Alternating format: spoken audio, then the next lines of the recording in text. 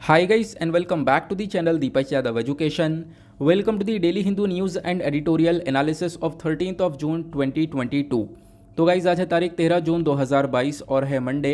देखेंगे आज के द हिंदू कंप्लीट न्यूज़पेपर को। द हिंदू कंप्लीट न्यूज़पेपर को एनालाइज करेंगे, बट लेक्चर में आगे बढ़ने से पहले अगर आप लोग को इस लेक्चर का पीडीएफ चाहिए तो क्या करना है, सबसे पहले डाउनलोड करना है टेलीग्राम और फिर जाके सर्च बॉक्स में टाइप करना है Deepak Yadav education. As you can see guys आप लोग को ये वाला चैनल मिल जाएगा, इस पर क्लिक करना और जाकर इस चैनल को ज्वाइन कर लेना। देखो अगर आप लोगों को इस तरीके से ये चैनल नहीं मिलता है तो नीचे डिस्क्रिप्शन बॉक्स में पीडीएफ लिंक के नाम से एक लिंक दिया गया है, जैसे आप उस पर क्लिक करोगे ये चैनल ऑटोमेटिकली ओपन हो जाएगा, इसको जाके ज्वाइन कर लेना। ज्वाइन करने से फ़ायदा क्या होगा, यहाँ पर डेली बेसिस पर लेक्चर का पीडीएफ मिल जाता है, डेली करंट अफेयर के वीडियो का पीडीएफ मिल जाता है और डेली बेसिस पर बहुत सारे डिजिटल नोट्स मिल जाते हैं। नाउ बढ़ते हैं आगे बढ़ने से पहले हमेशा की तरह हम लोग अपने लेक्चर को एक मैप के क्वेश्चन के साथ स्टार्ट करेंगे। तो आज आप सभी लोगों को मैप में जाकर देखना है एगेन सी को कहाँ पर है ये एग्जैक्टली लोकेटेड, अच्छे से मैप में देखना। देन उसके बाद आकर नीचे कमेंट सेक्शन में टाइप करना, जिससे कि आप लोग इसको लंबे समय तक याद रख पाओगे। साथ ही साथ एक क्वेश्चन सॉल्व करेंगे जो कि यूपीएससी प्रीवियस ईयर साल 2022 के प्रीलिम्स में पूछा गया था। डेली बेसिस पर हम लोग यहाँ पर एक प्रीवियस ईयर क्वेश्चन को भी सॉल्व करते हैं। क्वेश्चन के अंदर गुच्ची के बारे में चर्चा की जा रही है। पूछा गया, देखो जो ये गुच्ची है ये कभी कभी न्यूज़ में देखने को मिलता है और गुच्ची से ही संबंधित आपको 3 स्टेटमेंट दी गई हैं। बताना यह है कि कौन सी स्टेटमेंट करेक्ट हो सकती है। पहला स्टेटमेंट बोलता है ये एक फंगस है। दूसरा स्टेटमेंट ये ग्रो होता है कुछ हिमालयन फॉरेस्ट एरियाज़ के अंदर। तीसरा स्टेटमेंट इसको कमर्शियली कल्टीवेट किया जाता है Himalayan foothills of north east India के अंदर। अब नीचे ऑप्शन दिए गए कि कौन सा स्टेटमेंट सही हो सकता है। Option a 1 only, option b 3 only, option c 1 and 2 या फिर ऑप्शन डी 2 and 3। तो इसका सही आंसर आप सभी लोगों को नीचे कमेंट सेक्शन में देना है। एटलीस्ट सभी को इसमें पार्टिसिपेट करना है, जैसे मैं आप लोगों से डेली बेसिस पर बोलता हूँ। बाय द वे इसका जो करेक्ट आंसर है वो मैंने आपको टेलीग्राम पर प्रोवाइड करवा दिया है, वहाँ से भी चेकआउट कर सकते हो। अदरवाइज़ वहाँ पर आंसर नहीं मिलता है तो भी कोई परेशान होने की ज़रूरत नहीं है। वीडियो के लास्ट में इसके करेक्ट आंसर का डिस्कशन हम लोग करेंगे। तो चलो शुरुआत करते हैं। यह है आज का सबसे पहला आर्टिकल। देखो इस आर्टिकल का डायरेक्टली कोई भी रेलेवेंस आपको एग्जामिनेशन से देखने को नहीं मिलेगा, लेकिन इनडायरेक्ट तरीके से जब आप लोग इस आर्टिकल को रिलेट करोगे तो हम लोग जीएस पेपर 2 इंटरनेशनल रिलेशंस इसको रिलेट कर सकते हैं। अभी काफ़ी दिन पहले से ही लगातार श्रीलंका चर्चा में, आपको पता है, क्योंकि इकोनॉमिक क्राइसिस कुछ ज़्यादा ही अलग लेवल पर वहाँ पर पहुँच चुके हैं। वो सारी बातें आपको पता है कि हाँ श्रीलंका के अंदर एग्जैक्टली क्या हो रहा है। लेकिन उसके अलावा देखो श्रीलंका के अंदर आपको अडानी प्रोजेक्ट्स देखने को मिलेंगे। अब ये अडानी प्रोजेक्ट्स पहले भी काफ़ी सारी कंट्रोवर्सी फेस कर चुके हैं। अब फिर से यहाँ पर एक कंट्रोवर्सी फेस की जा रही है इस प्रोजेक्ट के थ्रू, जो कि इंडिया ने लगा रखा है। अब हुआ क्या, मैं आपको थोड़ा सा उसके बारे में बताता हूँ। श्रीलंका के अंदर एक इलेक्ट्रिसिटी बोर्ड है, सेलन इलेक्ट्रिसिटी बोर्ड। इसके टॉप ऑफिशियल ने एक कंट्रोवर्शियल सा स्टेटमेंट दे दिया है। वो स्टेटमेंट यहाँ पर क्या दिया गया, देखो यहाँ पर ये बोला गया कि श्रीलंका के अंदर एक अडानी पावर का एक प्रोजेक्ट आपको देखने को मिलेगा। कहाँ पर, मन्नर डिस्ट्रिक्ट के अंदर। तो बोला यह गया इन ऑफिशियल के थ्रू कि जो अडानी पावर को ये प्रोजेक्ट दिया गया है मन्नर डिस्ट्रिक्ट में, इसके पीछे का कारण यह है कि पीएम मोदी ने, इंडिया के पीएम ने क्या किया, श्रीलंका के प्रेसिडेंट के ऊपर प्रेशर डाला था। उसके बाद जाके यहाँ पर आप कह सकते हो कि ये अडानी पावर को प्रोजेक्ट दिया गया है। तो इस प्रकार से कंट्रोवर्शियल स्टेटमेंट दिया गया कि भारत ने प्रेशर डाल के अपना प्रोजेक्ट लगवाया वहाँ पर। देन उसके बाद क्या हुआ, इन्होंने बाद में रियलाइज़ किया और साथ ही साथ जो स्टेटमेंट दी थी उसको विड्रॉ किया, यानी कि वापस से ले लिया। तो ये चीज़ें यहाँ पर हो रही हैं जिसको लेकर ये आर्टिकल पब्लिश हुआ है। तो आई होप आप लोगों ने यहाँ पर इसके बारे में समझा। इससे रिलेशन के ऊपर कोई ज़्यादा इम्पैक्ट आपको देखने को मिलेगा नहीं, हो भी सकता है लेकिन नहीं भी। लेकिन अगर हम लोग बात करें करेंट टाइम पर, श्रीलंका के हालात जो हैं वो ऑलरेडी काफ़ी ज़्यादा तक ख़राब आपको देखने को मिलेंगे। तो यहाँ पर काफ़ी सारी कंट्री सपोर्ट करी और भारत ने इतना सारा सपोर्ट प्रोवाइड किया है। अभी तक काफ़ी सारा हम लोगों ने क्रेडिट जो है प्रोवाइड करवा दिया है। इतना सपोर्ट किसी ने नहीं दिया जितना अभी तक इंडिया श्रीलंका को सपोर्ट प्रोवाइड करवा चुका है, ताकि वो अपने इस क्राइसिस से उभर कर आ सके। अब यहाँ पे एक चीज़ इंपॉर्टेंट निकल कर आ जाती है, वो है लोकेशन। थोड़ा सा हम लोग लोकेशन को कवर कर लेते हैं। तो ये जो आपको मैप देखने को मिलेगा यही है एग्जैक्टली श्रीलंका। अब इसमें जो मन्नर डिस्ट्रिक्ट है वो कहाँ पर आपको देखने को मिलता है, जिसको लेकर अभी करेंट टाइम पर चर्चा की जा रही है, वो ये वाला रीजन आपको देखने को मिलेगा। यहाँ वाले रीजन को लेकर चर्चा की जा रही है। यहीं पर अडानी प्रोजेक्ट लगना है। अडानी पावर को यहाँ पर ये जगह मिली है अपना प्रोजेक्ट लगाने के लिए, लेकिन कुछ इस प्रकार से कंट्रोवर्शियल स्टेटमेंट आया जिसकी वजह से इश्यूज़ अभी क्रिएट हो रहे हैं। क्लियर हो गया। देन उसके बाद में आपको पता होगा इंडिया और श्रीलंका के बीच में लंबे समय से काफ़ी सारे इश्यूज़ आपको देखने को मिल जाते हैं। एक इशू तो आपने ये पढ़ लिया। अभी देखो काफ़ी सारी अच्छी बातें भी हैं और नेगेटिव पॉइंट्स भी हैं। अभी हम लोग आज क्या कर रहे हैं, इश्यूज़ को कवर कर रहे हैं, तो हम लोग इश्यूज़ को ही देखते हैं। एक इशू तो आप लोगों ने ये देख लिया। दूसरा इशू क्या देखने को मिलता है, इंडिया श्रीलंका के बीच में फिशरमैन इशू देखने को मिलता है, मछुआरों का विवाद। वो मछुआरों का विवाद क्या होता है आपको पता होगा, छोटा सा एक बार रिवीजन लेते हैं। इंडिया की साइड से तमिलनाडु से जो बहुत सारे मछुआरे हैं वो मछली पकड़ने के लिए इधर समुद्र में आते हैं। अब होता क्या है, ये मछली पकड़ने के लिए इधर आते तो हैं, लेकिन यहाँ पे सभी कंट्रीज़ के पास में अपनी इंटरनेशनल मैरीटाइम बाउंड्री है। ठीक है, तो ये जो बाउंड्री आपको देखने को मिलेगी इंटरनेशनल लेवल पर, सपोज़ यहाँ पर ये वाली बाउंड्री है, तो इसके इधर का हिस्सा श्रीलंका के अंडर में है, उधर का हिस्सा यहाँ पर इंडिया के अंडर में है। अब होता क्या है, जो मछुआरे हैं ये फ़िशिंग करते करते इस बाउंड्री को क्रॉस करके श्रीलंका की टेरिटरी के अंदर एंटर कर जाते हैं। और इसी प्रकार से जब श्रीलंका के अंदर जब एंटर कर गए वो, और इधर श्रीलंका की जो नेवी है वो इधर दस्तक मार रही है, वो क्या करती है, इन मछुआरों को पकड़ कर श्रीलंका के अंदर ले जाती है, उनकी बोट भी जब्त कर लेती हैं। तो एक फिशरमैन इशू ये देखने को मिलेगा। हालांकि इंडिया ऐसा नहीं करता। जब आप लोग इंडिया को देखोगे तो इंडिया की टेरिटरी के अंदर भी फिशरमैन एंटर करते हैं, चाहे वो पाकिस्तान से हो चाहे वो इधर से हो, लेकिन भारत इधर से एक वार्निंग देता है, पहले फायरिंग करके या कुछ इस प्रकार से वार्निंग दी जाती है ताकि वो वापस से लौट जाएं। लेकिन यहाँ पर आप देख पाओगे ये कंट्रीज़ पता नहीं क्या कर रही हैं। देन उसके बाद में दूसरा इशू आपको देखने को मिलता है, वो है कच्छतीवु आइलैंड को लेकर। यानी कि ऊपर आपको अगेन इंडिया का मैप देखने को मिलेगा, इधर श्रीलंका है, बीच में आपको ये कच्छतीवु आइलैंड देखने को मिलेगा। आप कह सकते हो कि जब हमारी पीएम इंदिरा गांधी हुआ करती थी तो ये जो आइलैंड है ये यहाँ पर दे दिया गया था श्रीलंका को। ठीक है ना, ये वैसे आइलैंड एक टाइम पर भारत का ही हुआ करता था, लेकिन श्रीलंका को दे दिया गया। अब तमिलनाडु के अंदर लगातार जब भी इंडिया श्रीलंका के रिलेशंस के बारे में हम लोग चर्चा करते हैं, इश्यूज़ के बारे में स्पेसिफिकली, तो इस वाले इशू के बारे में लगातार चर्चा होती है। काफ़ी बार प्रोटेस्ट भी हुआ है तमिलनाडु के अंदर कि ये जो कच्छतीवु आइलैंड है ये श्रीलंका से वापस ले लेना चाहिए। तो आप कहोगे ऐसा क्यों, वापस क्यों लेना चाहिए, इसके पीछे का क्या कारण हो सकता है। देखो कारण यह है कि अभी मैंने आपको बताया मछुआरे यहाँ से निकलते हैं और निकलने के बाद में श्रीलंका की टेरिटरी में एंटर कर जाते हैं और वहाँ से आप कह सकते हो कि श्रीलंका की नेवी उनको पकड़ लेती है। लेकिन उसके बाद एक और चीज़ ये देखने को मिलती है, जब मछुआरे अपनी फ़िशिंग वगैरह कर वापस लौट रहे होते हैं तो इस वाले आइलैंड के ऊपर रेस्ट करते हैं, आराम कर लेते हैं। उसके बाद यहाँ पर अपना जो जाल वगैरह है उसको सुलझाया जाता है, उसको सुखाया जाता है। तो इस प्रकार की एक्टिविटीज़ यहाँ पे की जाती हैं। हालांकि यहाँ पे रेस्ट कर रहे होते हैं, तो उसके बावजूद भी जो नेवी है श्रीलंका की वो इनको यहाँ से भी अरेस्ट कर ले जाती है। उसके बाद यहाँ पे लगातार प्रोटेस्ट उठता है, तो तमिलनाडु के मछुआरे बोलते ये हैं कि देखो यार, ये जो हिस्सा है ये तो इंडिया का ही था पहले, और हम लोग को यहाँ पर भी एक तरीके से रेस्ट करने का भी कोई भी हक नहीं मिल पा रहा है। दूसरा इशू आपको ये देखने को मिल जाता है। तीसरा इशू मैंने आप लोगों को बता ही दिया है कि जो फिशरमैन इशू के बाद ये तीसरा इशू आता है ट्रॉलिंग का। ट्रॉलिंग मतलब आपको पता होगा इस प्रकार से हम लोग बोलते हैं इसको, फिशिंग ट्रॉलिंग। अब ये ट्रॉलर्स क्या होते हैं ये आपको ध्यान रखना, ये भी एक बहुत बड़ा मुद्दा है। इसको लेकर बहुत सारे इश्यूज़ आपको देखने को मिले हैं पिछले साल दिसंबर में, उसके बाद जनवरी में लगातार ये चर्चा में था। होता क्या है कि देखो, जब तमिलनाडु के जो मछुआरे हैं वो फिशिंग करने जाते हैं तो यहाँ पे बॉटम ट्रॉलिंग करते हैं। यानी कि तमिलनाडु के मछुआरों के पास में ज़्यादातर बोट आपको ये वाली देखने को मिलेगी, ये वाली बोट जो है। अब ये कार्टून पिक्चर के माध्यम से हम लोग समझते यह हैं कि बॉटम ट्रॉलिंग होती क्या है। बॉटम ट्रॉलिंग में होता यह है कि एक बोट ले ली गई है, अब इस बोट में क्या करते हैं, एक जाल को नीचे बांध देते हैं और बोट को आगे बढ़ाया जाएगा, बोट आगे चलेगी और जाल इसके पीछे पीछे आएगा। और इस जाल के अंदर क्या होता है, जितनी भी जो यहाँ पे मछलियाँ वगैरह हैं वो यहाँ पर पकड़ ली जाती हैं। तो आप देख पाओगे कुछ इस प्रकार से इकट्ठा बहुत सारी मछलियों को पकड़ा जाता है, इसी को हम लोग बॉटम ट्रॉलिंग बोलते हैं। लेकिन आप कहोगे इसमें दिक्कत क्या है। दिक्कत यह है, क्या आपको लगता है कि ये जो जाल फैलाया गया है इसके अंदर सिर्फ और सिर्फ मछलियाँ ही आएंगी? नहीं ना, मछलियों के साथ साथ यहाँ पर जो पूरा का पूरा आप कह सकते हो मैरीन एनवायरनमेंट है वो डैमेज होगा, एक्वाटिक प्लांट्स है वो डैमेज होंगे, मछलियों के साथ और भी जानवर यहाँ पे मारे जाएंगे। तो ये बॉटम ट्रॉलिंग का एक डिसएडवांटेज देखने को मिलता है। और सबसे इम्पोर्टेंट बात यह है कि तमिलनाडु के मछुआरे जो हैं वो बॉटम ट्रॉलिंग यूज़ करते हैं और श्रीलंका के अंदर बॉटम ट्रॉलिंग बैन है, श्रीलंका ने इसको बैन कर रखा है। तो ये भी एक इशू देखने को मिल जाता है। श्रीलंका की सरकार यहाँ पर यह मुद्दा भी बार बार उठाती है। आई होप आप लोगों ने इसको भी क्लियर कर लिया। बाकी मैंने अडानी पावर प्रोजेक्ट के बारे में ये बातें बता ही दी हैं। आगे आते हैं अगले आर्टिकल पर। नेक्स्ट आर्टिकल पर आने से पहले अगर एक एक चीज़ क्लियर हो रही है तो वीडियो पर जो लाइक का बटन है उसको फटाफट दबाओ। साथ ही साथ आप मेरे इंस्टा पेज पर जा सकते हो, आप मुझे यहाँ पर कनेक्ट हो सकते हो। दीपक यादव एजुकेशन जाकर टाइप करना, आपको ये वाली आईडी मिलेगी।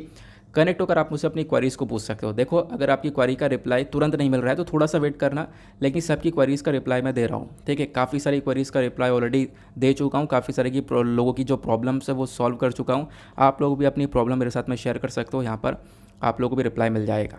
ओके, आगे आते हैं। नाउ फर्स्ट पेज पर ही एक और इम्पॉर्टेंट आर्टिकल आता है, ये है हमारी एक और इम्पॉर्टेंट न्यूज़। इस आर्टिकल को आप लोग जीएस पेपर 3 एनवायरमेंट से रिलेट कर सकते हो। यहाँ पे क्या मेंशन किया गया कि देखो, इंडिया के अंदर डायनासोर का जो अंडा है, एक एबनॉर्मल साइज़ का अंडा देखने को मिला है, यानी कि उसका आकार भी अलग है और उसका जो मतलब आप कह सकते हो जो फीचर्स है वो भी बिल्कुल अलग है।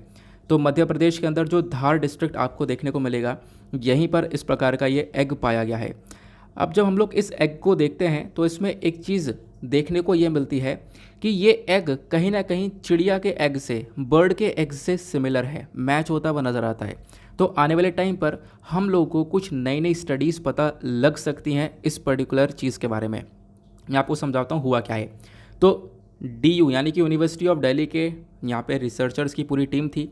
अब इन्होंने यहाँ पर डिस्कवर किया और डिस्कवर करते हुए ये पाया कि भाई एक डायनासोर का एग मिला है, और ख़ास बात यह है कि वो जो एग है उस अंडे के अंदर अंडा है, ठीक है। तो एग्स विद इन एग्स यहाँ पर देखने को मिला है, और ये जो फेनोमेना होता है ये रेयर फेनोमेना होता है, सभी जगह पे नहीं होता, ठीक है। तो बहुत कम ये देखने को मिलता है, और ये फेनोमेना अभी तक तो बर्ड्स के अंदर पाया गया है कि हाँ, बर्ड्स के अंडे के अंदर अंडा देखने को मिलेगा, लेकिन रेप्टाइल्स के अंदर अभी तक नहीं देखने को मिला कभी भी। तो यहीं से एक नई चीज़ हम लोग को पता लग सकती है। तो अब इसके ऊपर स्टडी की जाएगी और इससे हमें पता लग सकता है कि आखिरकार जो रेप्टाइल है और साथ ही साथ जो बर्ड है, इन दोनों का इवोल्यूशन कैसे हुआ, प्लस इन दोनों का कनेक्शन क्या है। तो इस प्रकार की बातें भी हम लोग को पता चल सकती है डायनासोर के बारे में। क्लियर हुआ?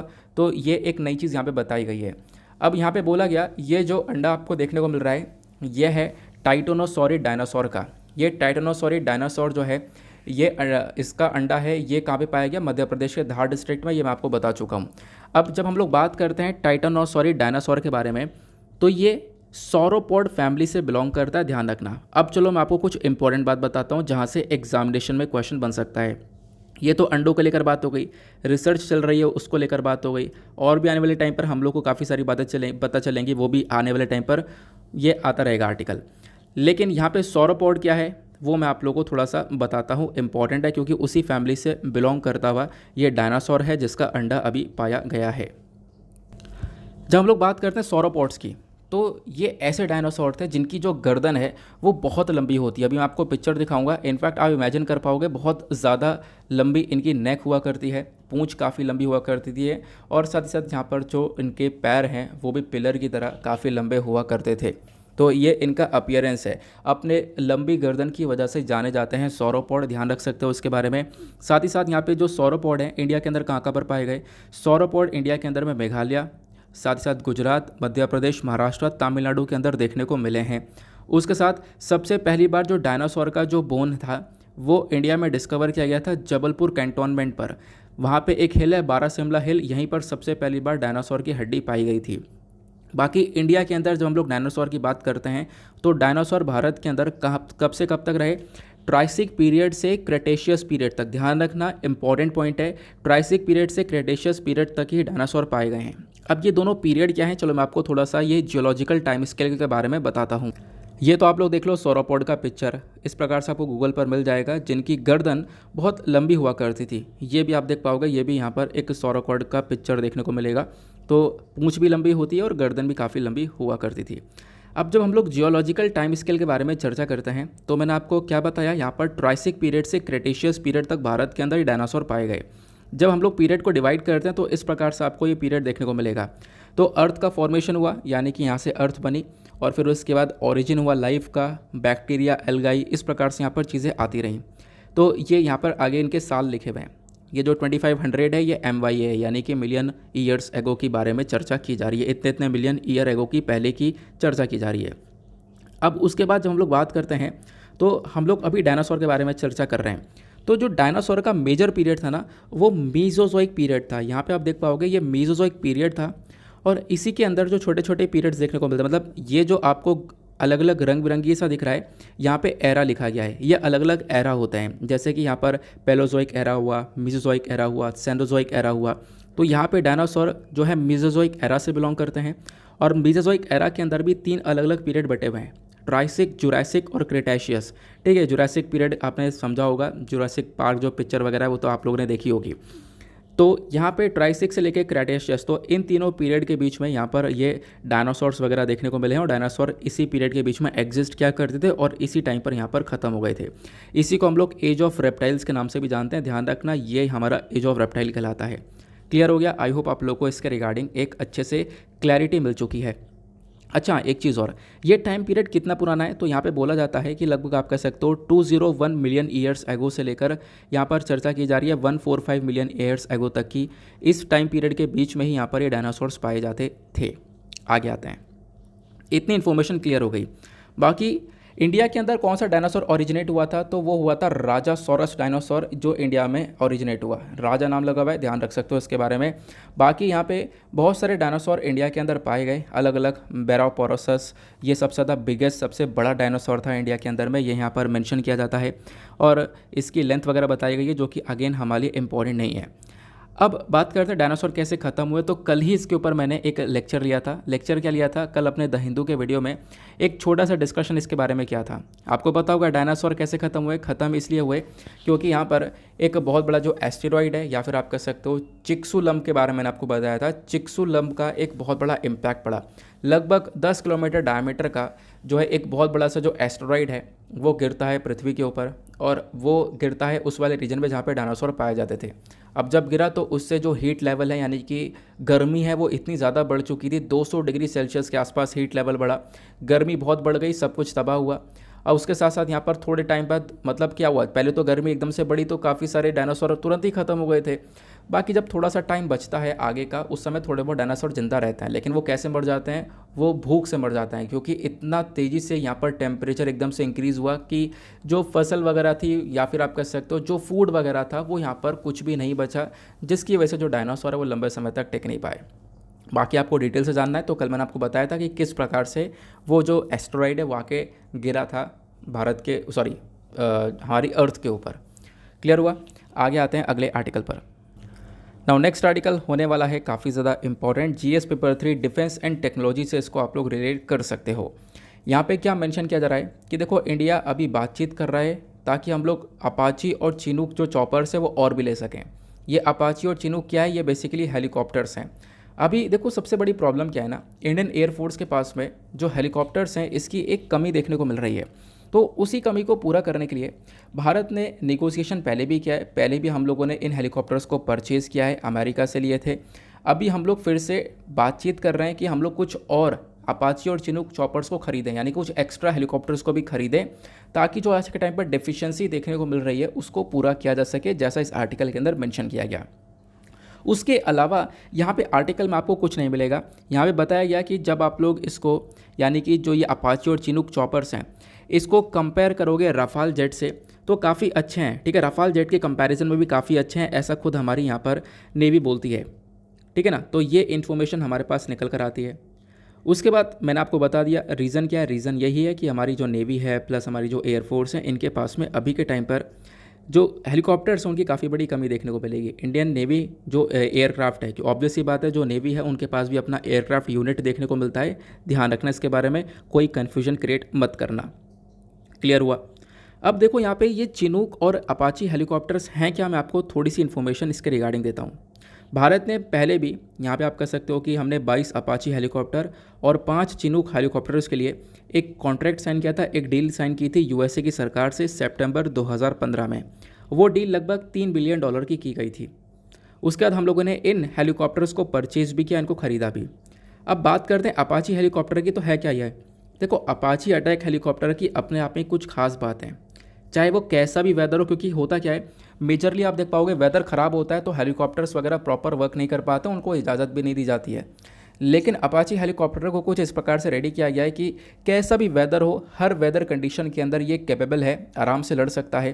प्लस उसके बाद में इसकी मतलब बैटल के अंदर, यानी कोई युद्ध वगैरह चल रहा है तो इसमें वहाँ पर इसकी सर्वाइबिलिटी काफ़ी ज़्यादा है, मतलब बहुत आराम से सर्वाइव कर सकता है, प्लस दुश्मन को आराम से यहाँ पर मात दे सकता है। इस प्रकार से यहाँ पर इसको डिज़ाइन किया गया। कैपेबिलिटीज़ के बारे में मैंने आपको बताया। ठीक है। फिर उसके बाद यहाँ पे देखो बैटल फील्ड के अंदर अगर ये हेलीकॉप्टर वर्क कर रहा है, ठीक है, तो वहाँ से कुछ पिक्चर्स को ट्रांसमिट कर सकता है, रिसीव कर सकता है, ये सारे आपको इसमें फीचर देखने को मिलेंगे। प्लस काफ़ी सारी मिसाइल्स आपको यहाँ से देखने को मिल जाएंगी, ठीक है, shoot fire, anti tank guided missile, air to missile, rockets, ये सारी चीज़ें यहाँ पर इस हेलीकॉप्टर को और ज़्यादा मजबूत बना देती हैं, वो यहाँ पर इन्फॉर्मेशन दी गई। तो ये तो हो गई हमारी अपाची अटैक हेलीकॉप्टर के बारे में। दूसरा चिनूक हैवी लिफ्ट हेलीकॉप्टर्स के बारे में जब हम लोग बात करते हैं तो आपको पिक्चर में जो दिख रहा है ये चिनूक है, बहुत भारी भरकम सा हेलीकॉप्टर होता है ये। इनफैक्ट अगर हम लोग बात करें तो चिनूक का हम लोग यूज़ करते हैं सामान के लिए, वो सबसे इंपॉर्टेंट देखने को मिलता है। यानी कि मान लो यहाँ पे कुछ हम लोगों को सामान इधर से उधर पहुँचाना है तो उसमें यहाँ पर ये कैरी करने में काफ़ी मदद करता है। प्लस यहाँ पे मैंने आपको बताया कि इसका जो साइज़ है वो अपने आप में काफ़ी ज़्यादा हैवी देखने को मिलेगा, है ना। उसके बाद में एक इम्पॉर्टेंट चीज़ यह है कि देखो बहुत सारी ऐसी लोकेशन होती है जहाँ पे सामान प्रॉपरली लोड नहीं किया जा सकता, वहाँ पे ये पहुँच जाएगा। प्लस उसके बाद इसका एक डिजिटल कॉकपिट मैनेजमेंट सिस्टम देखने को मिलता है, यानी कि जैसा प्लेन में जहाँ पे पायलट बैठकर चला रहा होता है, वो जो पूरा का पूरा कॉकपिट सिस्टम है वो यहाँ पर पूरी तरह से डिजिटलाइज वे में चलाया गया है, डिजिटलाइज वे में लेकर आया गया है। आज के टाइम पर इन चिनूक हेलीकॉप्टर्स को हम लोगों ने तैनात कर रखा है नॉर्दर्न और ईस्टर्न रीजन्स ऑफ इंडिया के अंदर में, तो आप लोग इसके बारे में भी थोड़ा बहुत आइडिया रख सकते हो। अब मैं आपको थोड़ा सा और इसके बारे में पिक्चर वगैरह दिखाता हूँ ताकि क्लैरिटी मिल जाए। ये आप लोग देख पाओगे, ये वाला जो हेलीकॉप्टर है ये चिनूक हेलीकॉप्टर है, इस पर इंडियन एयरफोर्स लिखा हुआ है क्योंकि भारत ने ये परचेज़ किया। ये वाला हेलीकॉप्टर कौन सा है, तो ये आपको अपाची अटैक हेलीकॉप्टर देखने को मिल जाता है। क्लियर हो गया है एक एक इम्पॉर्टेंट इन्फॉर्मेशन। नाउ आगे चलते हैं अगले आर्टिकल की तरफ। और क्या है हमारे पास, नीचे एक आर्टिकल है, बहुत इंपॉर्टेंट है। हालांकि आर्टिकल का साइज़ छोटा सा है लेकिन उससे ज़्यादा इसका इंपॉर्टेंस है और आने वाले टाइम पर इसकी काफ़ी चर्चा होगी। हुआ क्या है, आपको पता होगा पिछले साल हम लोगों ने एक नया स्टेप उठाया था, किस चीज़ को लेकर, बॉर्डर सिक्योरिटी फोर्स को लेकर। आपको पता है BSF यानी कि बॉर्डर सिक्योरिटी फोर्स, अब ये फोर्स का नाम से ही पता चल रहा है कि ये बॉर्डर की सुरक्षा करने के लिए इन फोर्स को बनाया गया है। पिछले साल एक चेंज किया गया। होता क्या है, जब बॉर्डर पर ये बॉर्डर सिक्योरिटी फोर्स रहती है तो इनके पास में पहले पावर्स थोड़ी सी कम हुआ करती थी। यानी कि देखो पहले मैं आपको BSF के बारे में बताता हूँ, फिर उसके बाद आप लोग अच्छे से इस पूरे आर्टिकल को कनेक्ट कर पाओगे। जो ये बॉर्डर सिक्योरिटी फोर्स है इसको लाया गया था 1965 में, जब इंडिया पाकिस्तान का वॉर हुआ तो उसके बाद ही हम लोगों ने बॉर्डर सिक्योरिटी फोर्स को बनाया ताकि जो हमारी सीमाएं हैं अलग अलग देशों के साथ में जो बॉर्डर्स हैं वहाँ पर हम लोग एक सिक्योरिटी को प्रोवाइड करवा सकें। बॉर्डर सिक्योरिटी फोर्स CAPF के अंदर में आने वाली एक फ़ोर्स, आपको पता होगा CAPF के अंदर वेरियस फोर्सेस आती हैं जैसे कि असम राइफल्स हो गया, उसके बाद Indo Tibetan border police force, then उसके बाद सेंट्रल रिजर्व पुलिस फोर्स, इस प्रकार से अलग अलग फोर्सेस आपको देखने को मिलती हैं। इसी में हमारा बॉर्डर सिक्योरिटी फोर्स आता है। आज के टाइम पर पाकिस्तान बांग्लादेश के बॉर्डर पर हम लोगों ने अपने लाखों बॉर्डर सिक्योरिटी फोर्स को तैनात कर रखा है। प्लस इनका काम यह है कि उन बॉर्डर्स के ऊपर ध्यान देना, किस चीज़ के ऊपर, कि भाई देखो कोई नक्सलवादी तो नहीं चल रहा है, ठीक है, कोई नक्सल ऑपरेशन तो नहीं चल रहा है, उसको रोकने का काम करना। प्लस वहाँ पे एक सिक्योरिटी प्रोवाइड करवाने का काम करता है, लॉ एंड ऑर्डर को मेंटेन करने का काम करता है ना, शांति बनाने का काम करता है। और साथ ही साथ BSF का ये भी काम है, कोई नेचुरल कैलेमिटी आ जाए, ठीक है, या फिर अर्थक्वेक, सुनामी, कुछ इस प्रकार से नेचुरल कैलेमिटी आ जाती है तो वहाँ पर भी BSF एक बहुत इंपॉर्टेंट रोल प्ले करता है। ये तो आप लोगों ने BSF के बारे में जान लिया। अब आपको बताता हूँ आर्टिकल के अंदर क्या मेंशन किया जाता है। देखो BSF के पास में कुछ पावर्स आती हैं बॉर्डर को लेकर, ठीक है। बॉर्डर को लेकर कैसे, तो मान लो एग्जाम्पल के तौर पर हम लोग समझते हैं, ये आपको रीजन देखने को मिल जाएगा इधर, ठीक है, ये राजस्थान वाला हो गया, और इधर आपको पीछे पाकिस्तान देखने को मिलेगा और इधर यहाँ पर इंडिया देखने को मिल जाएगा। अब है क्या, पीछे पाकिस्तान है, इस वाले रीजन में हमारे पास BSF तैनात होगी, बॉर्डर सिक्योरिटी फोर्स। चलो ठीक है, तो पहले क्या हुआ करता था, बॉर्डर सिक्योरिटी फोर्स के पास में जो एरिया है वो बहुत कम की हुआ मिला करता था। यानी कि अलग अलग बॉर्डर पर आप कह सकते हो, जैसे कि पाकिस्तान और इंडिया के बीच का जो ये बॉर्डर है, यहाँ पे बॉर्डर सिक्योरिटी फोर्स को सिर्फ और सिर्फ बॉर्डर से 15 किलोमीटर तक के एरिया में इजाज़त थी, अपना जुरिस्डिक्शन कर सकते हैं। यानी बॉर्डर सिक्योरिटी के फोर्स के पास में जो भी पावर्स हैं या जो भी अपने उनको ड्यूटीज़ परफॉर्म करनी है वो पहले यहाँ पर इस बॉर्डर के 15 किलोमीटर के अंदर अंदर ही कर सकते थे। अब क्या हुआ है, इसी चीज़ को बढ़ा दिया गया है, बस यही चीज़ आपको देखने को मिलेगी। ये क्या कर दिया गया, 50 किलोमीटर तक कर दिया गया है। मैं आपको समझाता हूँ कहाँ कहाँ पर चेंजेस हुए हैं, तो वो इस आर्टिकल के अंदर मेंशन किया। देखो जो बॉर्डर है खासकर गुजरात वाला, गुजरात पर जो लिमिट है वो बिल्कुल सेम रखी गई है। देखो सॉरी, यहाँ पर क्या क्या मेंशन किया गया, एक सेकेंड रुक जाओ। यहाँ पर बोला गया कि देखो पहले जो बॉर्डर हुआ करता था, मान लो मैंने आपको बताया ना कि यहाँ पर मान लो पाकिस्तान है, इधर आपको इंडिया देखने को मिलेगा, तो सिर्फ और सिर्फ 15 किलोमीटर के एरिया में जो बॉर्डर सिक्योरिटी फोर्स है वो अपनी ड्यूटीज़ को परफॉर्म कर सकते थे। लेकिन अब उस 15 किलोमीटर को बढ़ाकर 50 किलोमीटर कर दिया गया है। एक बड़ा दायरा दे दिया गया है बॉर्डर सिक्योरिटी फोर्स को, ताकि वो अपनी ड्यूटीज़ को परफॉर्म कर सकें। ये हो गया गुजरात के अंदर। अब यहाँ पे क्या हुआ, देखो मैंने आपको बताया ना कि जो बॉर्डर है पहले उनके पास अलग अलग लिमिट हुआ करती थी। 50 किलोमीटर तक का इनको एरिया दिया जाएगा। कहीं पर अगर ज़्यादा है, ठीक है, कहीं पर इनको जैसे गुजरात के अंदर 80 किलोमीटर का ज्यूरिसडिक्शन मिल रहा था तो उसको कम करके 50 किलोमीटर कर दिया जाएगा। कहीं पर 15 किलोमीटर का मिल रहा था तो उसको बढ़ाकर 50 किलोमीटर कर दिया जाएगा। तो मेजर पर्पज़ यह है कि बॉर्डर के जो पास का हिस्सा है उसका 50 किलोमीटर का एरिया यहाँ पर BSF ज्यूरिसडिक्शन के अंदर हम लोग को लेकर आना है, ठीक है ना। तो BSF का ज्यूरिसडिक्शन 50 किलोमीटर के एरिया के अंदर होना चाहिए। अब जैसे यहाँ पर ये काम किया गया था पिछले साल, इसके बाद पंजाब, वेस्ट बंगाल, असम, इन्होंने यहाँ पर काफ़ी अपोज किया इस चीज़ को कि भाई आप गलत कर रहे हो। क्यों? कि उनका कहना यह है कि भाई ये जो मैटर है, लोगों की सिक्योरिटी का मैटर है, वो स्टेट संभाल लेगा, सेंटर क्यों दखल दे रहा है। तो सेंट्रल गवर्नमेंट ने बोला कि भाई देखो, जब बॉर्डर की सिक्योरिटी का मतलब आएगा तो यहाँ पर सेंट्रल भी अपना रोल प्ले कर सकता है। इसी को लेकर यहाँ पर पिछले साल एक विवाद चला था फेडरलिज्म को लेकर, कि जो फेडरलिज्म है जिसको हम लोग संघवाद का ढांचा बोलते हैं, जहाँ पर राज्य सरकार और हमारी केंद्र सरकार की पावर्स बटी हुई हैं, दोनों साथ मिलकर काम कर सकें। लेकिन यहाँ पर क्या हुआ, बोला गया कि देखो सेंट्रल जो है वो दखल अंदाजी कर रहा है स्टेट के बीच में। इस प्रकार के इश्यूज़ पिछले साल उठ रहे थे। लेकिन मुद्दा क्या था ये मैंने आपको समझा दिया, इसके बारे में ज़रूर ध्यान रखना है। तो जो पिछले साल ये स्टेप उठाया गया था, अब इसको इम्प्लीमेंट करने की बारी आ चुकी है। अब इसको यहाँ पर इम्प्लीमेंट किया जाएगा, ठीक है। मैं फिर से रिवाइज करवा देता हूँ। जो बॉर्डर का एरिया है वो बेसिकली यहाँ पर इनका फोकस यह है कि 50 किलोमीटर तक का जो बॉर्डर एरिया है उस पर यहाँ पे जो BSF है वो अपने जो ड्यूटीज़ उनको परफॉर्म कर सके। अगला आर्टिकल जो न्यूज़ है ये काफ़ी ज़्यादा इंपॉर्टेंट है और इसको लेकर भी क्वेश्चन बन सकता है। इनफैक्ट अब की बार की जो मई के महीने की, पिछले महीने की जो योजना मैगज़ीन है उसमें पहला चैप्टर भी डिसेबिलिटी को लेकर दिया हुआ था। अब यहाँ पे क्या मेंशन किया जाता है, डिसेबिलिटी के बारे में चर्चा की जा रही है। जो हमारी मिनिस्ट्री है, social justice and empowerment ministry, इन्होंने यहाँ पर एक फ़ीडबैक मांगा है। 9 जुलाई तक यहाँ पर जो लोग हैं वो फीडबैक दे सकते हैं एक ड्राफ्ट नेशनल पॉलिसी को लेकर। तो सरकार एक ड्राफ्ट नेशनल पॉलिसी लेकर आ रही है, किसके लिए? जो डिसेबल पर्सनस है उनके लिए, ठीक है। अब यहाँ पे जो पर्सन विद डिसेबल हैं उनके लिए ये स्टेप उठाया जा रहा है। उनके लिए यहाँ पर education, health care, social security, इन सब चीज़ों को लेकर काम किया जाएगा। तो इसके लिए कुछ नई नीति, नई पॉलिसीज़ लेकर आई जाएंगी। तो उसके लिए यहाँ पर आप लोगों से फीडबैक मांगा गया है। आप लोग यहाँ पर फीडबैक कर सकते हो। इधर आपको जीमेल वगैरह दी गई है, तो यहाँ पे आप अपना फीडबैक दे सकते हो। इतनी इन्फॉर्मेशन है बस खाली, कि नई चीज़ें लेकर आई जा रही हैं, पॉलिसीज़ के ऊपर काम किया जा रहा है। अदरवाइज़ उसके अलावा कुछ नहीं देखने को मिलेगा, तो मैं आपका बिल्कुल भी टाइम वेस्ट नहीं करने वाला हूँ। लेकिन डिसेबिलिटी को लेकर कुछ चीज़ें इंपॉर्टेंट है, जैसे आपको पता होना चाहिए कॉन्स्टिट्यूशन के अंदर डिसेबिलिटी को लेकर कहाँ पर चर्चा की गई है, प्लस जो डिसेबिलिटी है, जो पर्सन विद डिसेबिलिटी है वो क्या क्या डिस्क्रिमिनेशन फेस कर रहे हैं, क्या प्रॉब्लम्स फेस कर रहे हैं, वो सारी बातें आपको पता होना चाहिए prelims as well as mains के पर्सपेक्टिव से। वो मैं आपको बताता हूँ। देखो, डिसेबिलिटी का मतलब क्या है कि भाई एक व्यक्ति सक्षम नहीं है, मतलब उसकी क्षमता नहीं है किसी चीज़ को परफॉर्म करने की।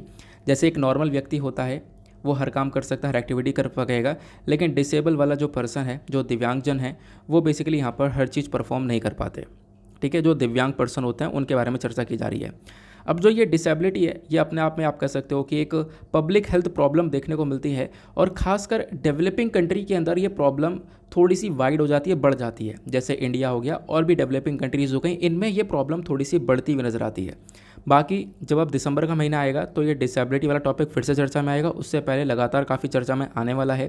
3 दिसंबर को क्यों चर्चा में आएगा? क्योंकि 3 दिसंबर को हम लोग international day of person with disabilities के तौर पर सेलिब्रेट करते हैं, इसको ऑब्जर्व करते हैं।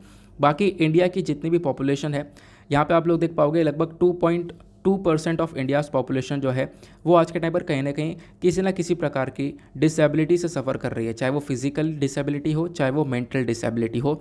ऐसा खुद नेशनल स्टैटिस्टिकल ऑफिस के डेटा ने बताया है। अब जो ये दिव्यांगजन पर्सन्स हैं, पर्सन विद डिसेबिलिटी, ये क्या क्या प्रॉब्लम्स आज के टाइम पर फेस कर रहे हैं? सबसे बड़ी प्रॉब्लम इनके प्रति भेदभाव काफ़ी ज़्यादा होता है, डिस्क्रिमिनेशन बहुत होता है। इनको एक equal education, employment, health care opportunities नहीं मिल पाती हैं।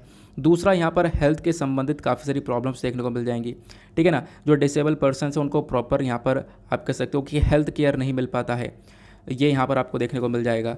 उसके बाद में एजुकेशन को लेकर आपको देखने को मिलेगा, कोई भी इनके लिए स्पेशल स्कूल्स नहीं बनवाए गए हैं, कोई ट्रेन टीचर्स नहीं देखने को मिलेगा। एम्प्लॉयमेंट के मामले में जो रोज़गार का मामला है वहाँ पर भी इन लोगों को काफ़ी हद तक भेदभाव सफ़र करना पड़ता है, प्रॉपर एम्प्लॉयमेंट अपॉर्चुनिटीज़ इनके साथ में रह नहीं पाती हैं। देन उसके बाद हमारे पास जो भी डेटा है डिसेबिलिटी को लेकर, वो अभी भी उस डेटा के अंदर काफ़ी काम करने की आवश्यकता है, एक प्रॉपर एडुकेट डेटा है नहीं। तो ये भी बोला गया क्योंकि जब तक हमारे पास डेटा नहीं होगा तब तक हम चीज़ों को अच्छे से इम्प्लीमेंट नहीं कर पाएंगे। देन उसके बाद यहाँ पर हमारे संविधान के अंदर डिसेबिलिटी को लेकर कहाँ कहाँ पर चर्चा की गई है, तो जो directive principles of state policy है डीपीएसपी का आर्टिकल 41 यहाँ पर बात करता है कि बिल्कुल देखो, हर एक व्यक्ति के पास में राइट है, right to work, education, public assistance, हर एक व्यक्ति के हाथ में ये सारे राइट्स हैं और यहाँ पर डिसेबल पर्सन भी आते हैं। ठीक है ना, तो आप लोग को इसके बारे में ध्यान रखना है। तो संविधान में आर्टिकल 41 ऑफ द डीपीएसपी के अंदर डिसेबिलिटी के बारे में मेंशन कर रखा है। आगे आते हैं अगले आर्टिकल पर। नाउ नेक्स्ट न्यूज़ भी काफ़ी इंपॉर्टेंट है, आने वाले टाइम पर इस पर काफ़ी सारे एडिटोरियल्स पब्लिश हो सकते हैं।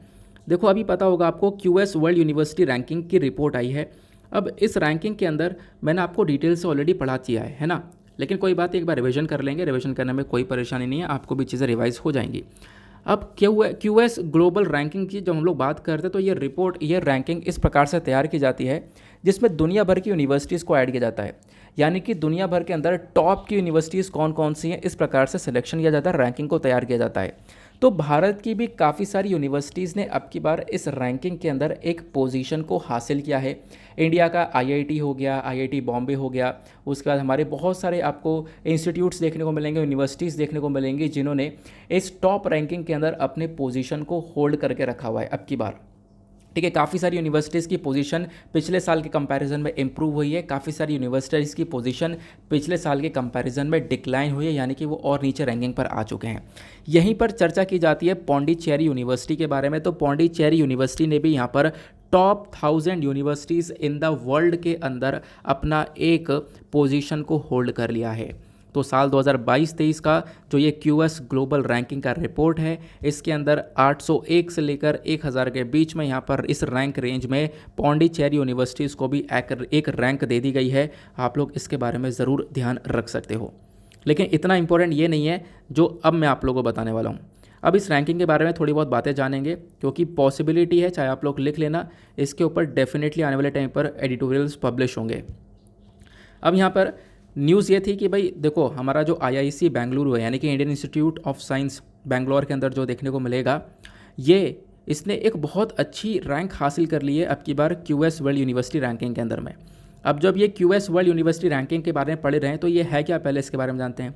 क्यूएस की फुल फॉर्म क्या होती है, तो इनकी वेबसाइट पर अवेलेबल है। क्यूएस की फुल फॉर्म वो है क्वेकरली साइमंड। तो एक London based global higher education analyst है। ये दुनिया भर की यूनिवर्सिटी की रैंकिंग को तैयार करते हैं। इनका पर्पज़ ये है कि हम लोग यूनिवर्सिटी की रैंकिंग को तैयार करें और कंपेयर करें यूनिवर्सिटीज़ को। और कंपैरिजन किस बेसिस पर किया जाए, 4 चीज़ों को लेकर। यूनिवर्सिटीज़ के अंदर रिसर्च किस प्रकार से हो रही है, टीचिंग, एम्प्लॉयबिलिटी और साथ ही साथ इंटरनेशनल आउटलुक। मतलब इन चारों सेक्टर में कौन सी यूनिवर्सिटी अच्छा परफॉर्म कर रही है दुनिया भर के अंदर। जो अच्छा परफॉर्म कर रहा है ऑब्वियस सी बात है रैंक 1 ऊपर की रैंक मिलेगी, जो अच्छा परफॉर्म नहीं कर रहा है उसको नीचे की रैंक मिलेगी। लेकिन जब हम लोग बात करते हैं इसमें, तो आपने समझ लिया होगा कि हाँ, जिस यूनिवर्सिटी के अंदर रिसर्च अच्छी चल रही होगी, टीचिंग अच्छी चल रही होगी, एम्प्लॉयबिलिटी अच्छा होगा वहाँ का, तभी जाकर आप लोगों को रैंकिंग देखने को मिलेगी। साथ ही साथ इंटरनेशनल आउटलुक क्या है, इंटरनेशनल आउटलुक का मतलब यहाँ पर यह है कि जिस भी यूनिवर्सिटीज़ के अंदर इंटरनेशनल फैकल्टीज़ ज़्यादा होंगी या फिर इंटरनेशनल स्टूडेंट्स ज़्यादा होंगे, ठीक है ना, तो उसकी भी रैंकिंग यहाँ पर उसी प्रकार से देखी जाएगी। प्लस इसमें और भी चीज़ें देखी जाती हैं, उस एकेडमी का रेपुटेशन कैसा है, रिसर्च क्वालिटी कैसी है, फैकल्टी स्टूडेंट रेशियो कैसा है, ठीक है, जैसा हम लोगों ने ऑलरेडी इसके बारे में चर्चा कर ली है। अब होता क्या है यहाँ पर, ये जो क्यूएस वर्ल्ड यूनिवर्सिटी रैंकिंग आपको देखने को मिलेगा 2023 का, ये हर साल यहाँ पे पब्लिश होता है। अब की बार 2023 के बारे में हम लोग चर्चा कर रहे हैं। इस साल क्या हुआ है, यहाँ पर आप कह सकते हो कि लगभग 1418 यानी कि 1418 इंस्टीट्यूशंस को यहाँ पे कवर किया गया है इस पर्टिकुलर रैंकिंग के अंदर में। अलग अलग लोकेशन से कवर किया गया है। हम लोग अगर बात करते हैं स्पेसिफिकली भारत की, तो भारत का जो IISc है बेंगलुरु, ठीक है, इसने यहाँ पर अब की बार इस रैंकिंग के अंदर अपनी एक पोजीशन को होल्ड किया है। इसकी रैंक है 155, ध्यान रखना। तो बेंगलुरु की रैंक, यानी जो यहाँ पे इंस्टीट्यूट ऑफ साइंस है बेंगलुरु का, इसकी रैंक 155 देखने को मिली है। उसके बाद यहाँ पे अगर हम लोग बात करें टॉप 5 यूनिवर्सिटीज़ कौन कौन सी है दुनिया के अंदर, टॉप 5 रैंक वाले, तो उसमें आता है MIT, कैम्ब्रिज, स्टैनफोर्ड, ऑक्सफोर्ड और हार्वर्ड। ये आपको देखने को मिलेंगे। ये पिछले साल भी टॉप 5 पर थे, अब की बार भी टॉप 5 पर हैं। उसके बाद यहाँ पे जो IIT गुवाहाटी है, इसकी रैंक 37 है। रूरकी की 47 आपको देखने को मिल जाएगी। और भी यहाँ पर कुछ नई नई यूनिवर्सिटी देखने को मिल जाएंगी। यूनिवर्सिटी ऑफ मद्रास की 48th रैंक है। तो यहाँ पर मेंशन किया गया कि भाई ये जो रैंकिंग वाली, यानी कि ये जो IITs आपको देखने को मिल रहे हैं, ये दुनिया भर के अंदर जो टॉप 50 यूनिवर्सिटीज़ हैं उसके अंदर आने वाली यूनिवर्सिटीज़ बन चुकी हैं। तो इंडिया के अंदर काफ़ी सारी यूनिवर्सिटीज़ की रैंकिंग इंप्रूव हुई है, काफ़ी सारी यूनिवर्सिटीज़ की रैंकिंग डिक्लाइन भी हुई है, ऐसा भी यहाँ पर मेंशन किया जाता है। और काफ़ी सारी यूनिवर्सिटीज़ की जो रैंकिंग है जैसे पहले हुआ करती थी वैसा अभी भी उसमें कोई चेंज नहीं हुआ है। आई होप आपको इसके रिगार्डिंग भी एक क्लैरिटी मिल चुकी है। चलो आगे आते हैं अगले आर्टिकल पर। देन आते हैं एडिटोरियल डिस्कशन पर। आज काफ़ी सारे एडिटोरियल हैं डिस्कस करने के लिए। हम लोग इंडियन एक्सप्रेस के आर्टिकल को भी लेंगे, तो जैसे मैंने बोला था कि इंडियन एक्सप्रेस के आर्टिकल्स को भी इंक्लूड कर दिया जाएगा। देखो आज के एडिटोरियल में ओपिनियन वाइज जो है एक आर्टिकल आपको ये इकलौता देखने को मिलेगा, ठीक है। अब यहाँ पे ऑथर ने क्या मेंशन किया है, अफगानिस्तान के अंदर जो वुमेन राइट्स हैं वो काफ़ी हद तक रिस्क पर हैं, वो बातें मेंशन की जा रही हैं। उसके बाद काफ़ी सारे एडिटोरियल पॉलिटिक्स को लेकर चर्चा कर रहे हैं, तो आप स्किप कर सकते हो। डेटा पॉइंट बेहद इंपॉर्टेंट है। अब ये जो डेटा पॉइंट है बिल्कुल सिमिलर आर्टिकल इंडियन एक्सप्रेस के एक्सप्लेन सेक्शन पर भी पब्लिश हुआ है, तो दोनों को कंबाइन करके हम लोग समझ लेंगे ताकि आप लोग को दोनों ही न्यूज़पेपर का एक क्रक्स आपको मिल जाए और कुछ पॉइंट्स कुछ आपको नोट्स के फॉर्म में पॉइंट्स मिल जाएं। फिर अगला एडिटोरियल बात करता है understanding the organisation of Islamic cooperation, OIC क्या है, ठीक है। इस पूरे ऑर्गेनाइजेशन को समझाया गया क्योंकि अभी पिछले कुछ दिनों में बहुत ज़्यादा चर्चा में ये ऑर्गेनाइजेशन देखने को मिला। उसके बाद यहाँ पर ये चर्चा की जा रही है FATF और पाकिस्तान की position on it's grey list. इसके बारे में हमने कल भी चर्चा की थी, है ना, कि FATF के अंदर पाकिस्तान के क्या हालात हैं, प्लस पाकिस्तान एक आशा लगाकर बैठा है कि अब की बार जो FATF की मीटिंग होगी वहाँ पे हम लोग को एक छूट मिलेगा, एक रिलीफ मिल सकता है। तो इसके बारे में भी डिटेल से चर्चा करेंगे। लेकिन उससे पहले हम लोग डेली बेसिस पर जो एक मेंस का क्वेश्चन लेते हैं। आज का मेंस का क्वेश्चन क्या है मैं आप लोग को फटाफट वो दे देता हूँ। तो आप लोगों को यहाँ पर स्क्रीन पर दिख रहा होगा नीचे की साइड में आपका मेंस का question, can minimum support price will solve India's farm distress. ये एक अच्छा क्वेश्चन है। आपको मैं कोशिश करता हूँ कि हर एक टॉपिक के ऊपर आपके पास कंटेंट रेडी हो। तो मिनिमम सपोर्ट प्राइस के बारे में इनफैक्ट हमने सुबह के करंट अफेयर के वीडियो में पढ़ा हुआ है, तो आप लोग वहाँ से भी एक बार गो थ्रू कर सकते हो। तो बताना यह है कि जो मिनिमम सपोर्ट प्राइस है क्या ये इंडियन जो फार्म आपको देखने को मिलता है, फार्म सेक्टर, वहाँ पे जो प्रॉब्लम्स हैं उनको रिजॉल्व कर सकता है, उनका एक सोल्यूशन हो सकता है। तो इस चीज़ के बारे में आप क्रिटिकली एक एनालिसिस दे सकते हो 250 शब्दों में। पहले समझाना MSP क्या है, उसके बाद में यहाँ पर बाकी सारे पॉइंट्स के ऊपर फोकस करना, ठीक है ना। तो आई होप आप लोगों को यहाँ पर इसके बारे में भी सारी बातें समझ में आ चुकी हैं। तो मेंस का क्वेश्चन समझ में आया। अब देखो करना क्या है, आपको ये आंसर लिखना है। लिखने के बाद में कहाँ पर सबमिट करना है, टेलीग्राम पर जाना, दीपक यादव एजुकेशन टाइप करना और वहाँ पे मेंस आंसर राइटिंग वाला ग्रुप मिल जाएगा, उसको जाके वहाँ पर ज्वाइन कर लेना। वहाँ पे आप लोग अपने आंसर्स को सबमिट कर सकते हो। सभी लोग डेली बेसिस पर अपने आंसर्स को सबमिट कर रहे हैं। अब यहाँ पे आता है ये वाला सबसे पहला आर्टिकल, FATF और Pakistan position in grey list. बस खाली एक एक करके चीज़ों को सुनते हुए चलना। यहाँ पे मैं आपको PDF प्रोवाइड करवाऊंगा, पूरी की पूरी PDF आपको मिलती है, सब कुछ मिलेगा। यहाँ पर मैं इस प्रकार से इसको सेट कर रहा हूँ पिक्चर को पूरा का पूरा। अब यहाँ पे मैं आपको लाइन टू लाइन सारी चीज़ें बताता हुआ चलूँगा। पहली इंपॉर्टेंट चीज़ यहाँ पर आती है कि FATF क्या है, यह है फाइनेंशियल एक्शन टास्क फोर्स। उससे भी इम्पॉर्टेंट बात, ये आर्टिकल न्यूज़ में क्यों है, न्यूज़ में इसलिए है क्योंकि FATF की मीटिंग होने वाली है 14 जून से 17 जून के बीच में। समझ में आ गया। अब मीटिंग होगी इस वजह से चर्चा में है। अब ये चर्चा में क्यों है, चर्चा में इसलिए क्योंकि पाकिस्तान के ऊपर ज़्यादा फोकस दिया जा रहा है। पाकिस्तान अभी के टाइम पर FATF की ग्रे लिस्ट के अंदर में है, तो पाकिस्तान ने आशा ये लगा रखी है कि मैं इस ग्रे लिस्ट से अब की बार बाहर निकल जाऊंगा। तो कहोगे ग्रे लिस्ट क्या है, पाकिस्तान को क्यों डाला गया, वो भी एक एक करके कवर करते हुए चलेंगे। अब आते हैं मेजर पॉइंट के ऊपर, FATF यानी कि फाइनेंशियल एक्शन टास्क फोर्स। अब ये जो फाइनेंशियल एक्शन टास्क फोर्स है एक इंटरनेशनल बॉडी आपको देखने को मिलती है जो कि वर्क करती है दो चीज़ों को लेकर, जैसे कि मनी लॉन्ड्रिंग को टैकल करने के लिए, दूसरा यहाँ पर देखने को मिलता है टेरर फाइनेंसिंग को टैकल करने के लिए। मनी लॉन्ड्रिंग का मतलब क्या होता है, लोग एक गलत एक्टिविटी से, इलीगल एक्टिविटी से पैसा कमा लेते हैं। उस पैसा को कमाने के बाद में यानी ब्लैक मनी को वाइट मनी में कन्वर्ट कर दिया जाता है, इसी को हम लोग मनी लॉन्ड्रिंग बोलते हैं। दूसरा यहाँ पर टेरर फाइनेंसिंग की जब बात करते हैं तो आतंकवाद को एक फंडिंग दी जाती है जो कि पाकिस्तान करता भी है। अब टेररिज्म को एक फंडिंग मिलती है, उस फंडिंग को भी रोकने के लिए एफएटीएफ काम करता है। तो एफएटीएफ का मेजर काम क्या है? मनी लॉन्ड्रिंग और टेरर फाइनेंसिंग को रोकना। चलो इस चीज़ को लेकर भी क्लैरिटी मिल गई। अब क्वेश्चन ये बॉडी बनी कब थी? तो इस बॉडी को एस्टेब्लिश किया गया था 1989 के अंदर, जब G7 का समिट चल रहा था, तब इस बॉडी को बनाया गया। उसके बाद यहाँ पर क्या मेंशन किया जाता है कि जो ये एफएटीएफ है, आज के टाइम पर इस एफएटीएफ के अंदर टोटल आपको 39 मेंबर्स देखने को मिलते हैं। 39 इसके अंदर मेंबर्स हैं, ये भी आप लोग ध्यान रखना, ये कुछ फैक्चुअल डेटा है। अब एफएटीएफ का काम क्या है ये भी आप लोग समझ चुके हो। अब आते हैं मेजर पॉइंट के ऊपर। मेजर पॉइंट क्या है कि भाई ये एफएटीएफ की ग्रे लिस्ट और ब्लैक लिस्ट क्या है। जब हम लोग बात करते हैं ग्रे लिस्ट और ब्लैक लिस्ट की, तो आप लोग इसको समझना। देखो यहाँ पे मान लो किसी देश के अंदर एफएटीएफ ने जो गाइडलाइंस जारी करी हैं, उस गाइडलाइन का उल्लंघन होता है, यानी कि किसी देश के अंदर मनी लॉन्ड्रिंग देखने को मिल रही है, टेरर फाइनेंसिंग देखने को मिल रही है। हालांकि एफएटीएफ उसको रोकने का काम करता है। एफएटीएफ ने सभी कंट्री से बोल रखा है ये चीज़ें होनी नहीं चाहिए देश के अंदर, लेकिन क्या है, अगर कोई वे काम करता है तो उसको ग्रे लिस्ट में डाल दिया जाता है। ग्रे लिस्ट को हम लोग वार्निंग लिस्ट भी बोलते हैं, ठीक है। तो एक वार्निंग यहाँ पर मिलती है उस कंट्री को इस लिस्ट के अंदर डालकर। अगर वो कंट्री उसके बावजूद भी नहीं सुधरती है तो उठाकर उसको ब्लैक लिस्ट के अंदर डाल दिया जाता है। तो अब यहाँ पर आप देख पाओगे जैसे पाकिस्तान है, पाकिस्तान के अंदर भी मनी लॉन्ड्रिंग खूब होती है, प्लस आतंकवाद को फंडिंग खूब की जाती है।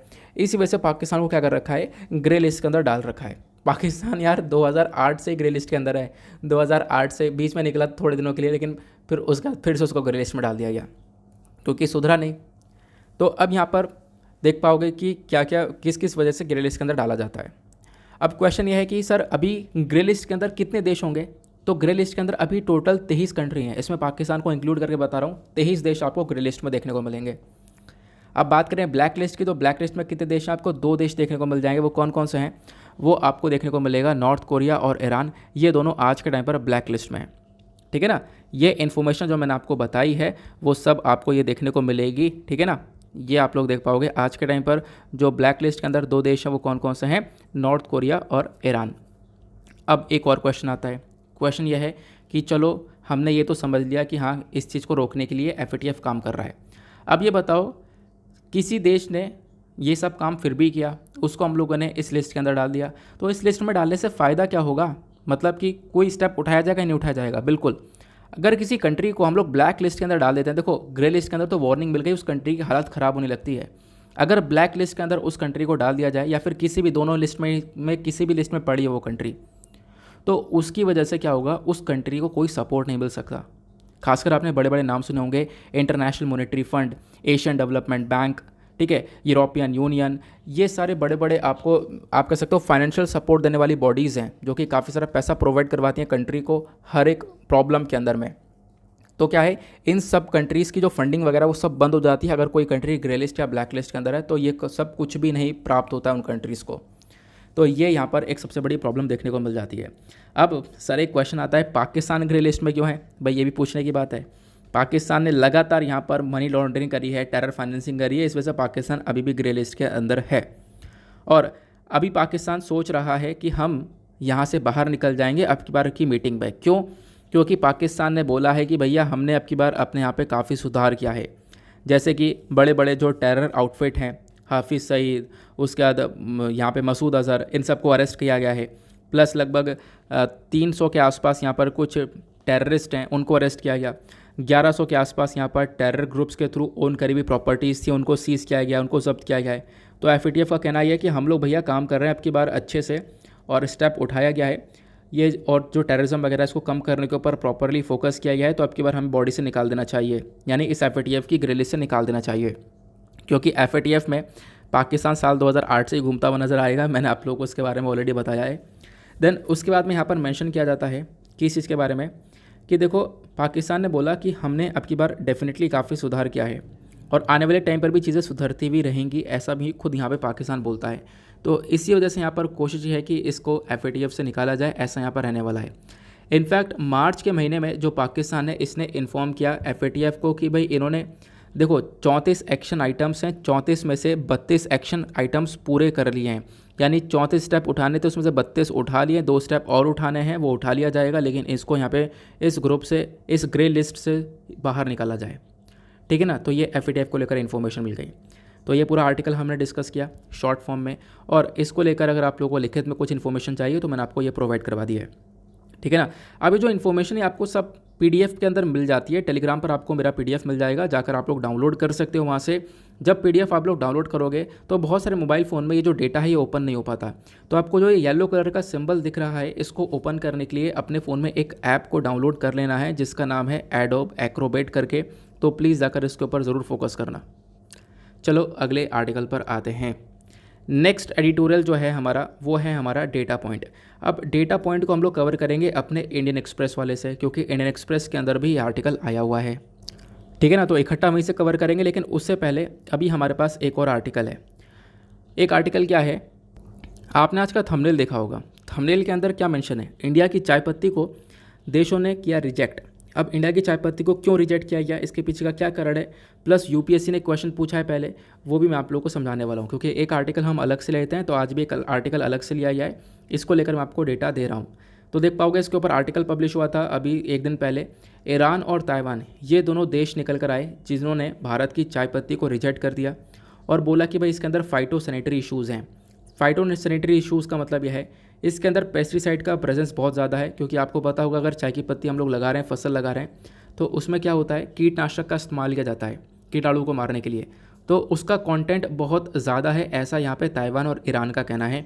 दैट इज़ वाई ताइवान और ईरान दोनों ने हमारे भारत की जो चाय पत्ती है उसको रिजेक्ट कर दिया है। अब उसके बाद यहाँ पे देख पाओगे ताइवान के अंदर बहुत सारी चाय की पत्ती श्रीलंका की साइड से जाती थी, लेकिन श्रीलंका के अंदर बहुत सारे इकोनॉमिक क्राइसिस आपको देखने को मिलेंगे, जिसकी वजह से चाय की पत्ती का एक्सपोर्ट वगैरह श्रीलंका से नहीं हो पा रहा है। भारत के पास में अपॉर्चुनिटी थी कि हम लोग एक अच्छा खासा इस चीज़ को होल्ड करते और यहाँ पे हम लोग आराम से ताइवान को चाय पत्ती भेजते और यहाँ से काफ़ी सारा पैसा कमाते, लेकिन हुआ क्या, ये स्टेप देखने को मिला है। लेकिन अभी भी यहाँ पर बोला जाता है कि कुछ महीने हैं हमारे पास, कुछ महीने का गैप देखने को मिलेगा, 7 से 8 महीने, इसमें हम लोग चीज़ों को सुधार कर सकते हैं और कम पेस्टिसाइड वाला जो कंटेंट है, कम पेस्टिसाइड वाला जो चाय पत्ती है वो हम लोग ताइवान को भेज सकते हैं। क्योंकि ताइवान के अंदर प्रेफर किया जाता है कौन सी चाय पत्ती जिसके अंदर पेस्टिसाइड बहुत कम हो। तो आप लोग इसके बारे में ज़रूर फोकस रखना, ज़रूर ध्यान रखना। ठीक है, ताइवान उन्हीं चाय पत्ती को अलाउ करता है जिसमें पेस्टिसाइड कीटनाशक बहुत कम हो। श्रीलंका बहुत ज़्यादा सप्लाई करता था ताइवान को, श्रीलंका के अंदर इतना अच्छी तरीके से यहाँ पर प्रोडक्शन वगैरह हो रहा था, लेकिन जब से इकोनॉमिक क्राइसिस हुए तब से हालात जो हैं वो ज़्यादा ख़राब हो चुके हैं। तो ये तो आपने चाय पत्ती के बारे में पढ़ लिया। बाकी आपको एक क्वेश्चन देखने को मिलेगा, यूपीएससी ने अब की बार साल 2022 में क्वेश्चन पूछा था टी बोर्ड को लेकर। अब चाय पत्ती के बारे में चर्चा कर रहे हैं तो टी बोर्ड के बारे में पढ़ेंगे और प्लस टी के बारे में भी मैं आपको कुछ इन्फॉर्मेशन देने वाला हूं और पीडीएफ के अंदर भी मैं आप लोगों को वो इन्फॉर्मेशन प्रोवाइड करवा दूंगा। तो आप लोग बस खाली नीचे स्क्रीन पर देखना। तो टी क्या है, आप कह सकते हो एक बेवरेज है, एक ड्रिंक है जो कौन से प्लांट से बनती है, कैमेलिया सेनेंसिस। ठीक है, कैमेलिया सेनेंसिस प्लांट से यहाँ पर ये बनती है और ये प्लांट का नाम ध्यान रख सकते हो डेफिनेटली। प्लस दुनिया में सबसे ज़्यादा कंज्यूम करने वाला ड्रिंक है, पानी के बाद सबसे ज़्यादा पिया जाने वाला ये चाय है। ओरिजिन की बात जब हम लोग करते हैं तो बोला जाता है कि देखो नॉर्थ ईस्ट इंडिया के अंदर ये चाय की पत्ती सबसे पहली बार ओरिजिनेट हुई थी, लेकिन उससे पहले भी हमारे पास कुछ एंशियंट डेटा है वो ये बोलता है कि चाइना के अंदर सबसे पहली बार चाय पी गई थी लगभग आज से 5000 साल पहले, ये यहाँ पर बोला जाता है। देन उसके बाद चाय की पत्ती की अगर यहाँ पर फसल उगानी है तो उसके लिए कुछ कंडीशंस चाहिए होती हैं, ये आपके लिए इंपॉर्टेंट है खासकर एग्रीकल्चर और ज्योग्राफी के पॉइंट ऑफ व्यू से। जैसे जो चाय की ग्रोथ है वो ट्रॉपिकल और सब ट्रॉपिकल प्लांट ये कहलाता है। ये बेसिकली एक गर्म एरिया में होता है, गर्म जो हॉट और ह्यूमिड क्लाइमेट है, एक गर्म एरिया होगा उसमें वहाँ के वातावरण के अंदर अगर नमी होगी तो वहाँ पे अच्छे से चाय की पत्ती का प्रोडक्शन किया जा सकता है। टेम्परेचर की कितनी रिक्वायरमेंट होती है, 20 से 30 डिग्री सेल्सियस की टेम्परेचर की रिक्वायरमेंट होती है। अगर 35 डिग्री से ऊपर हो जाए तो वो फसल बेकार हो जाएगी। बाकी बारिश की भी रिक्वायरमेंट होती है, 150 से 300 सेंटीमीटर एनुअल रेनफॉल यहाँ पर चाहिए होती है। सॉरी। अब बात करते हैं इंडिया और टी के प्रोडक्शन के बारे में। तो देखो इंडिया यहाँ पर एक सबसे बड़ा कंज्यूमर भी है टी का और प्रोड्यूसर भी है। हम लोग सेकंड लार्जेस्ट प्रोड्यूसर हैं, बहुत सारा चाय की पत्ती को बनाते हैं, लेकिन क्या करते हैं आधी से ज़्यादा चाय पी ली जाती है भारत के अंदर, फिर बची कुची चाय को हम लोग यहाँ पर एक्सपोर्ट करते हैं। और दुनिया भर की बात करें तो चाइना सबसे बड़ा प्रोड्यूसर है। चाइना बहुत सारा जो चाय है उसको यहाँ पे प्रोड्यूस करता है और ये भी एक्सपोर्ट कम करते हैं क्योंकि यहाँ पर इनके यहाँ पे भी कंजम्पशन काफ़ी ज़्यादा देखने को मिल जाता है। बाकी जब चाय से संबंधित और भी चीज़ों के बारे में चर्चा करेंगे तो एक इंटरनेशनल टी डे आता है। तो आपको ध्यान रखना है, हर साल 21 मई को हम लोग इंटरनेशनल टी डे ऑब्जर्व करते हैं। बाकी एक और बात आती है वो टी बोर्ड के बारे में, यानी कि ये जो टी है, पूरा का पूरा जो चाय की पत्ती का सेक्टर है, इसको देखने के लिए एक टी बोर्ड बनाया गया है।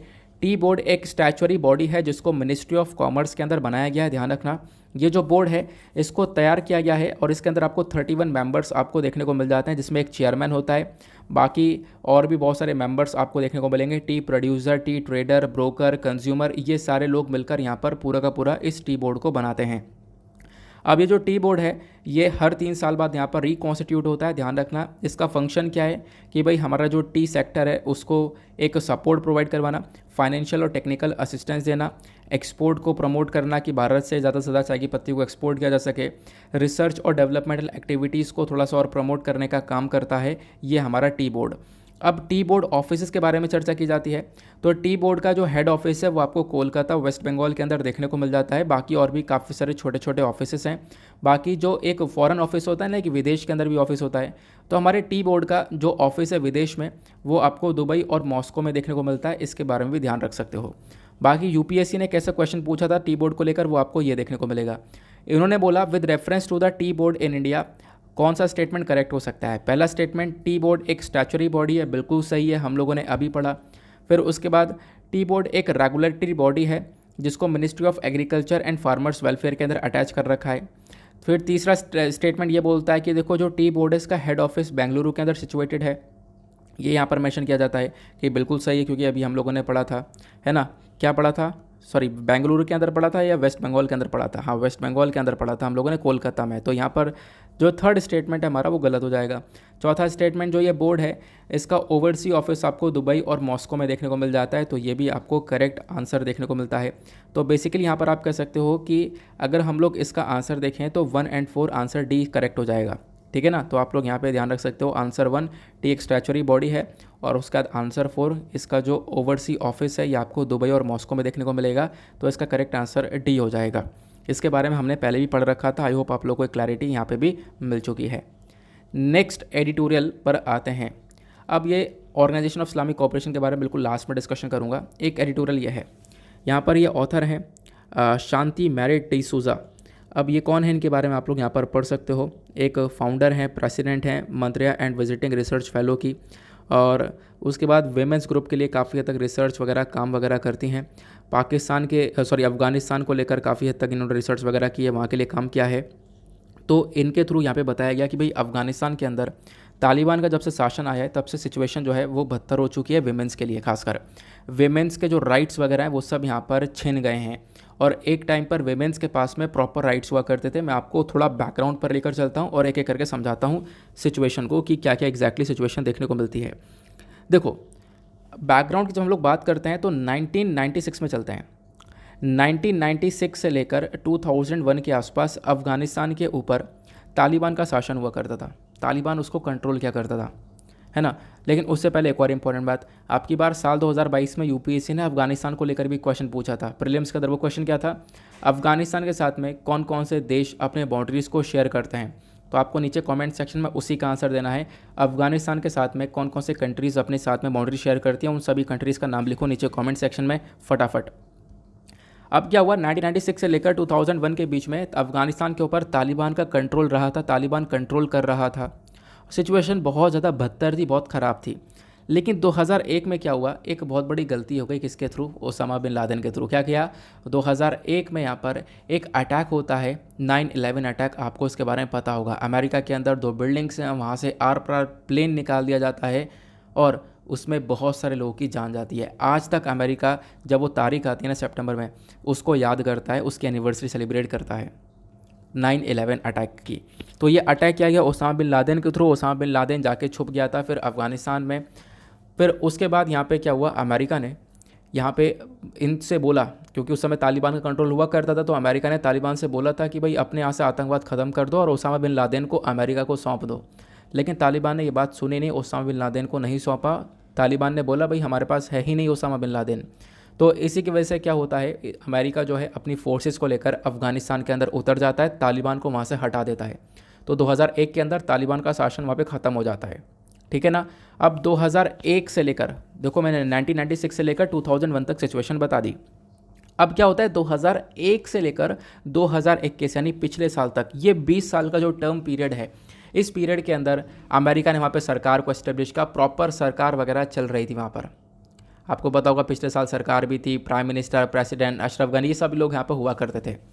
लेकिन होता क्या है यहाँ पर, जब 20 साल आराम से चला सब कुछ मामला, तो वीमेंस को काफ़ी हद तक अपॉर्चुनिटीज़ मिली। वीमेन यहाँ पर स्कूल्स के अंदर पढ़ा रही थी, वर्क कर रही थी, एक अच्छा खासा यहाँ पर रेट मिला था उनको एम्प्लॉयमेंट के अंदर में। अफगानिस्तान ग्रो कर रहा था, वीमेंस को काफ़ी अपॉर्चुनिटीज़ मिल रही थी।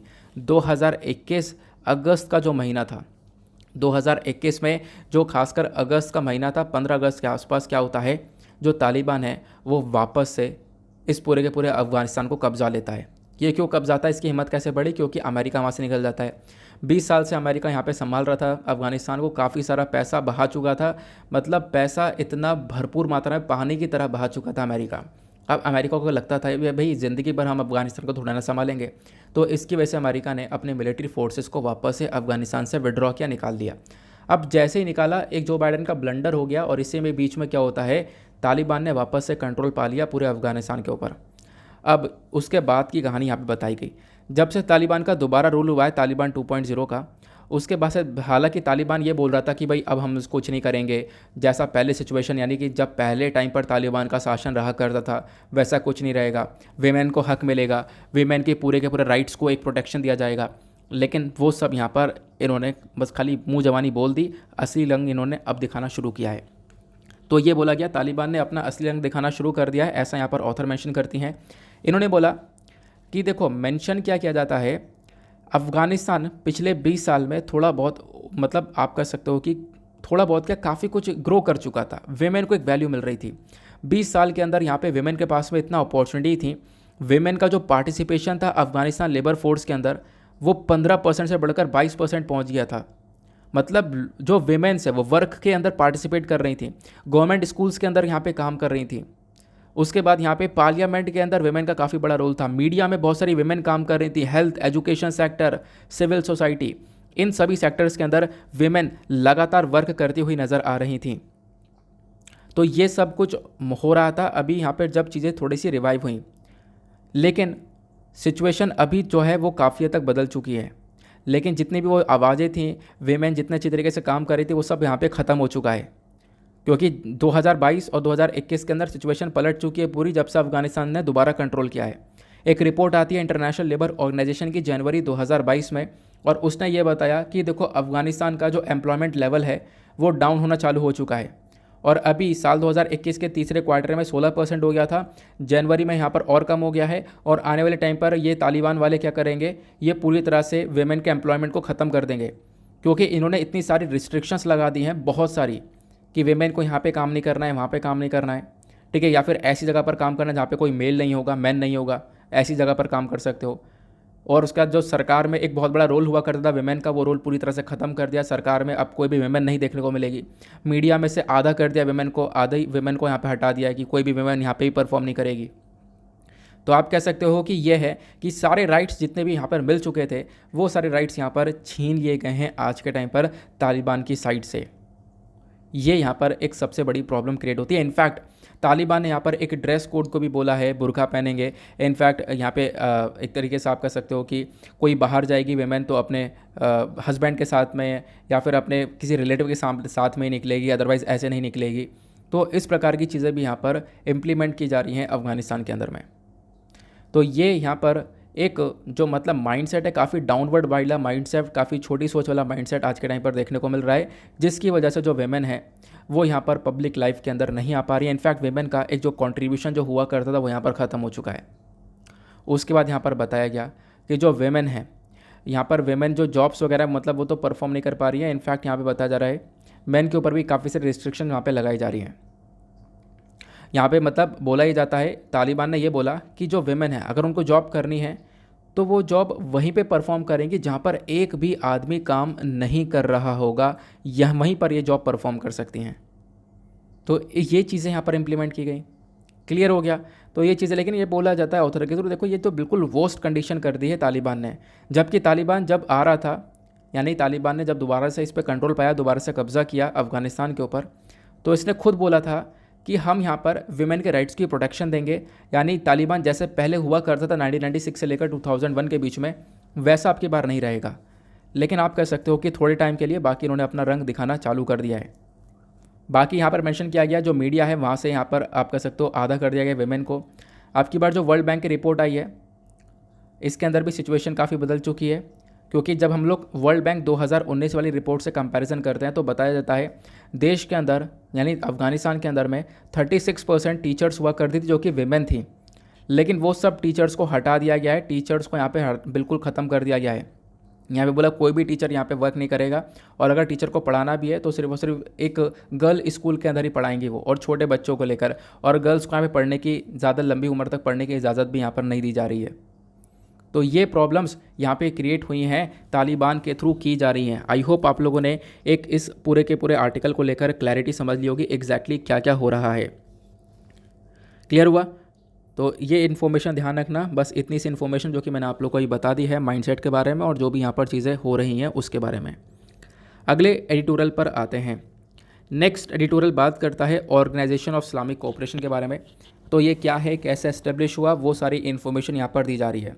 ऑर्गेनाइजेशन ऑफ इस्लामिक कोऑपरेशन क्यों है चर्चा में, पहले तो मैं आपको ये बता देता हूँ। देखो, ये इसलिए चर्चा में है क्योंकि अभी भारत से बीजेपी के जो 2 लीडर्स थे उन्होंने यहाँ पे प्रॉफिट मोहम्मद के अगेंस्ट में कुछ स्टेटमेंट दिया, जिसके बाद क्या होता है, गल्फ़ कंट्रीज़ काफ़ी नाराज़ होती हैं। In fact organisation of Islamic cooperation भी भारत के अगेंस्ट में खड़ा होता है। भारत के अगेंस्ट में पहले भी ऑर्गेनाइजेशन ऑफ इस्लामिक कोऑपरेशन काफ़ी सारे स्टेटमेंट दे चुका है। तो इन्होंने यहाँ पर फिर से कुछ इस प्रकार के यहाँ पर स्टेटमेंट दिए हैं इंडिया के अगेंस्ट में, तो वो बातें यहाँ पर बोली जा रही हैं। अब है क्या OIC, उसके बारे में हम लोग डायरेक्टली चर्चा करेंगे। जितनी भी इन्फॉर्मेशन है वो सब मैंने आपको नीचे दिखा दी है, ये सब आपको दिख रहा होगा। तो मैंने आपको बताया कि कारण क्या था, है ना। OIC ने यहाँ पे भारत की काफ़ी निंदा करी है। इनफैक्ट यहाँ पे ये बोलने लगे कि भारत के अंदर मुस्लिम्स को एक प्रोटेक्शन नहीं मिल रही है। प्लस उसके बाद यहाँ पर कर्नाटका के अंदर जो हिजाब कंट्रोवर्सी हुई थी वो वाला मुद्दा भी उठा लिया गया। तो ये OIC के थ्रू किया जा रहा है आज के टाइम पर। बाकी OIC के बारे में अगर हम लोग डिस्कशन करें तो OIC को हम लोग बोलते हैं collective voice of the Muslim world. Muslim world की एक आवाज़ है। मुस्लिम कंट्री सबसे ज़्यादा आपको देखने को मिलती हैं। OIC को एस्टेब्लिश किया गया था 1969 के समिट के थ्रू। तो 1969 में एक समिट हुआ था रबत, यानी मोरक्को के अंदर। मोरक्को एक देश आपको देखने को मिलेगा अफ्रीकन कॉन्टिनेंट में, ठीक है। तो इसको भी आज देखना है, मोरक्को को अच्छे से देखना मैप में। फिर इसके आसपास कौन कौन सी कंट्रीज़ है, कौन सा समुद्र है, उसको भी देखना, लोकेशन साथ ही साथ देखते हुए चलो, ठीक है। तो यहाँ पर ये समिट होता है और इस समिट के दौरान इस OIC को बनाया गया। आज के टाइम पर OIC में टोटल 57 मेंबर कंट्रीज़ देखने को मिलती हैं। एक और इम्पॉर्टेंट बात, भारत OIC का मेंबर नहीं है। ऑब्जेक्टिव्स के बारे में बात करें तो OIC का मेजर काम है, ये एफर्ट्स लगाते हैं ताकि जो मुस्लिम कंट्रीज़ हैं उनके बीच में यहाँ पर एक यूनिटी को बनाकर रखना, प्लस यहाँ पे इस्लाम को प्रोटेक्ट करना, डिफेंड करना, या इस्लाम का डिफ्यूमेशन हो रहा है तो उसको यहाँ पे कॉम्बैट करने का काम करता है OIC, जो कि आज के टाइम पर आप लोग देख पा रहे होंगे। OIC का हेडक्वार्टर आपको जेदा सऊदी अरेबिया के अंदर देखने को मिल जाता है। बाकी यहाँ पर और क्या मेंशन किया जाता है कि देखो, ऑर्गेनाइजेशन यानी कि जो ये OIC है ये प्लानिंग कर रहा है कि इनका एक परमानेंट हेडक्वार्टर हो ईस्ट जेरूसलम के अंदर, क्योंकि जेरूसलम के अंदर अल-अक्सा मॉस्क आपको देखने को मिलता है जो कि बहुत इंपॉर्टेंट है, ठीक है, मुस्लिम्स के लिए।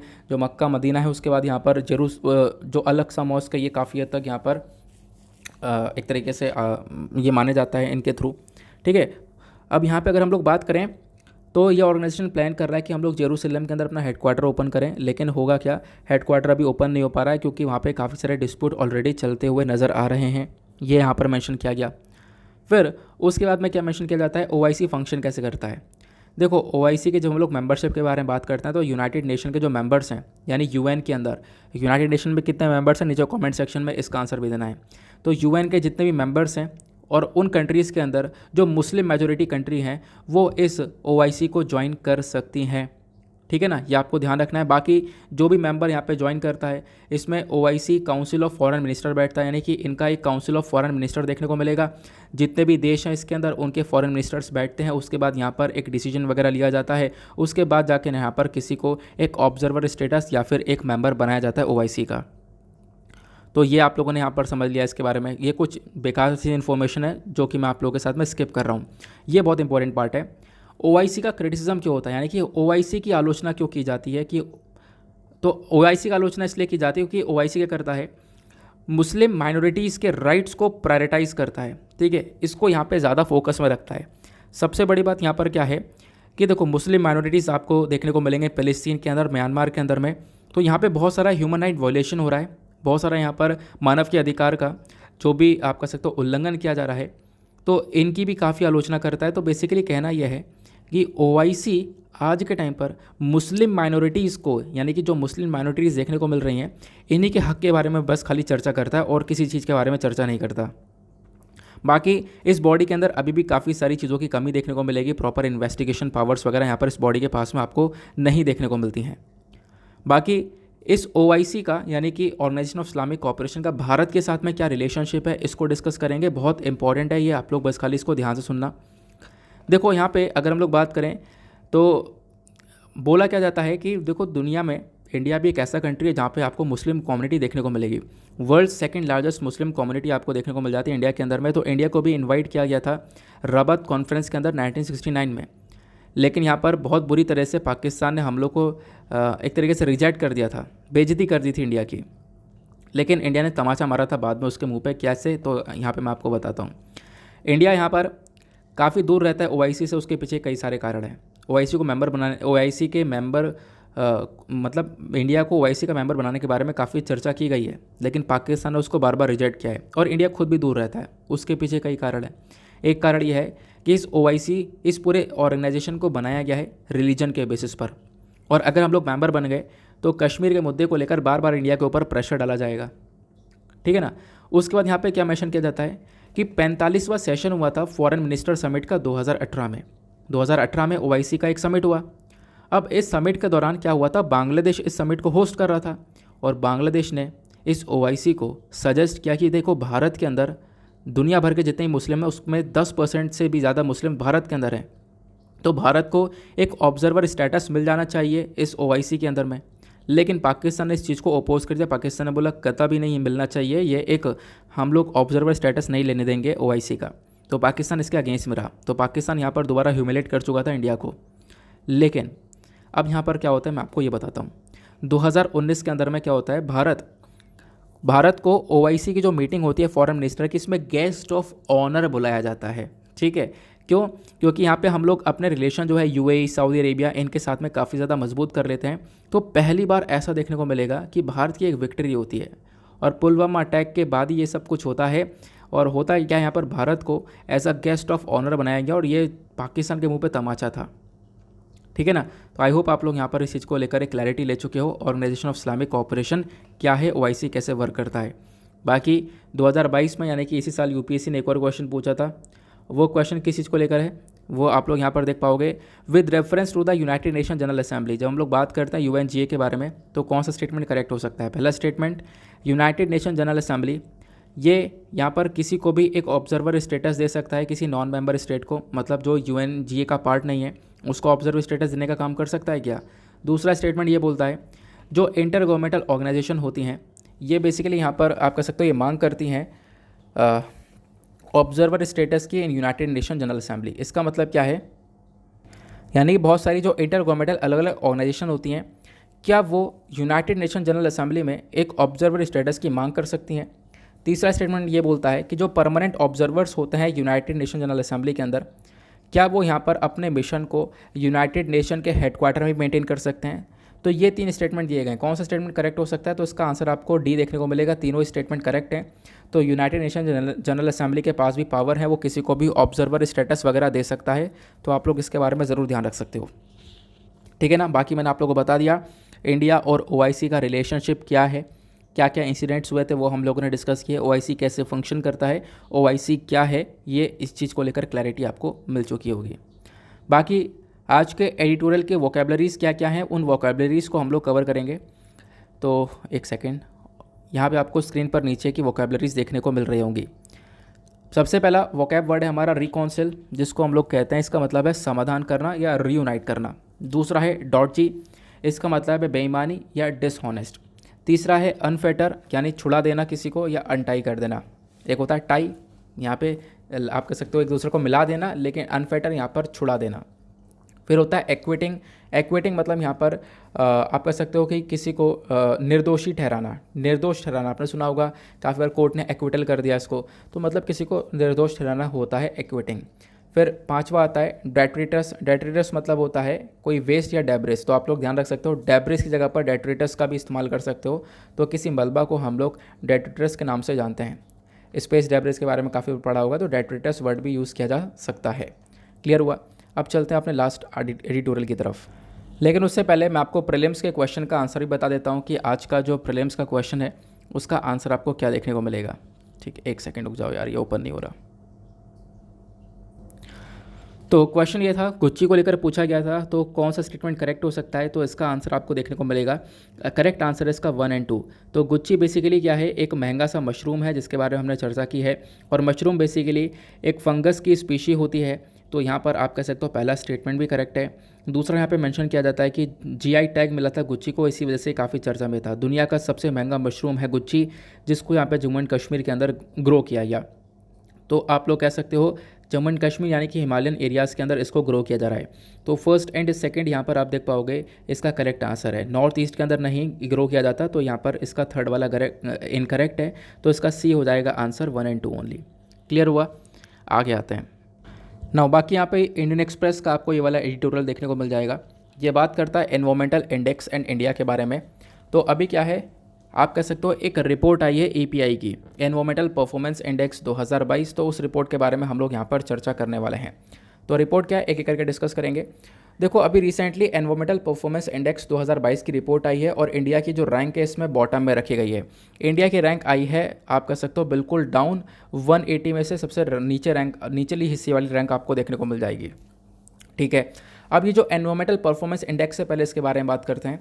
तो एक इंटरनेशनल रैंकिंग सिस्टम है, यानी कि आप कह सकते हो अलग अलग कंट्रीज़ को यहाँ पर रैंकिंग दी जाती है। जिस भी कंट्री ने एनवायरमेंट के मामले में एक अच्छा परफॉर्मेंस दिया है, तो इस इंडेक्स को लाने की स्टार्टिंग की गई थी साल 2002 के अंदर में। तो आप लोग इस चीज़ के ऊपर भी प्रॉपरली एक फोकस कर सकते हो। देन उसके बाद इस इंडेक्स को तैयार किया जाता है कोलैबोरेशन के माध्यम से। वर्ल्ड इकोनॉमिक फोरम कोलैबोरेट करता है Yale centre of for environment law and policy plus Columbia University. ये आपस में कोलैबोरेशन करने के बाद में इस एनवायरमेंटल परफॉर्मेंस इंडेक्स को लेकर आते हैं। तो जो साल 2022 का एनवायरमेंटल परफॉर्मेंस इंडेक्स है, इसने यहाँ पर मेंशन किया है कि हम लोग काफ़ी सारी चीज़ों के ऊपर फोकस कर कर किसी भी कंट्री को रैंकिंग दे रहे हैं, जैसे कि उस कंट्री के अंदर एनवायरमेंटल हेल्थ कैसी है, प्लस यहाँ पर इकोसिस्टम कैसा है, प्लस वहाँ पे क्लाइमेट चेंज को लेकर क्या क्या किया जा रहा है, यानी जो लगातार पोल्यूशन हो रहा है, गर्मी बढ़ रही है, उसको लेकर क्या क्या किया जा रहा है। तो इन चीज़ों को लेकर यहाँ पर आप कह सकते हो कंट्रीज़ की रैंकिंग तय की जाती है।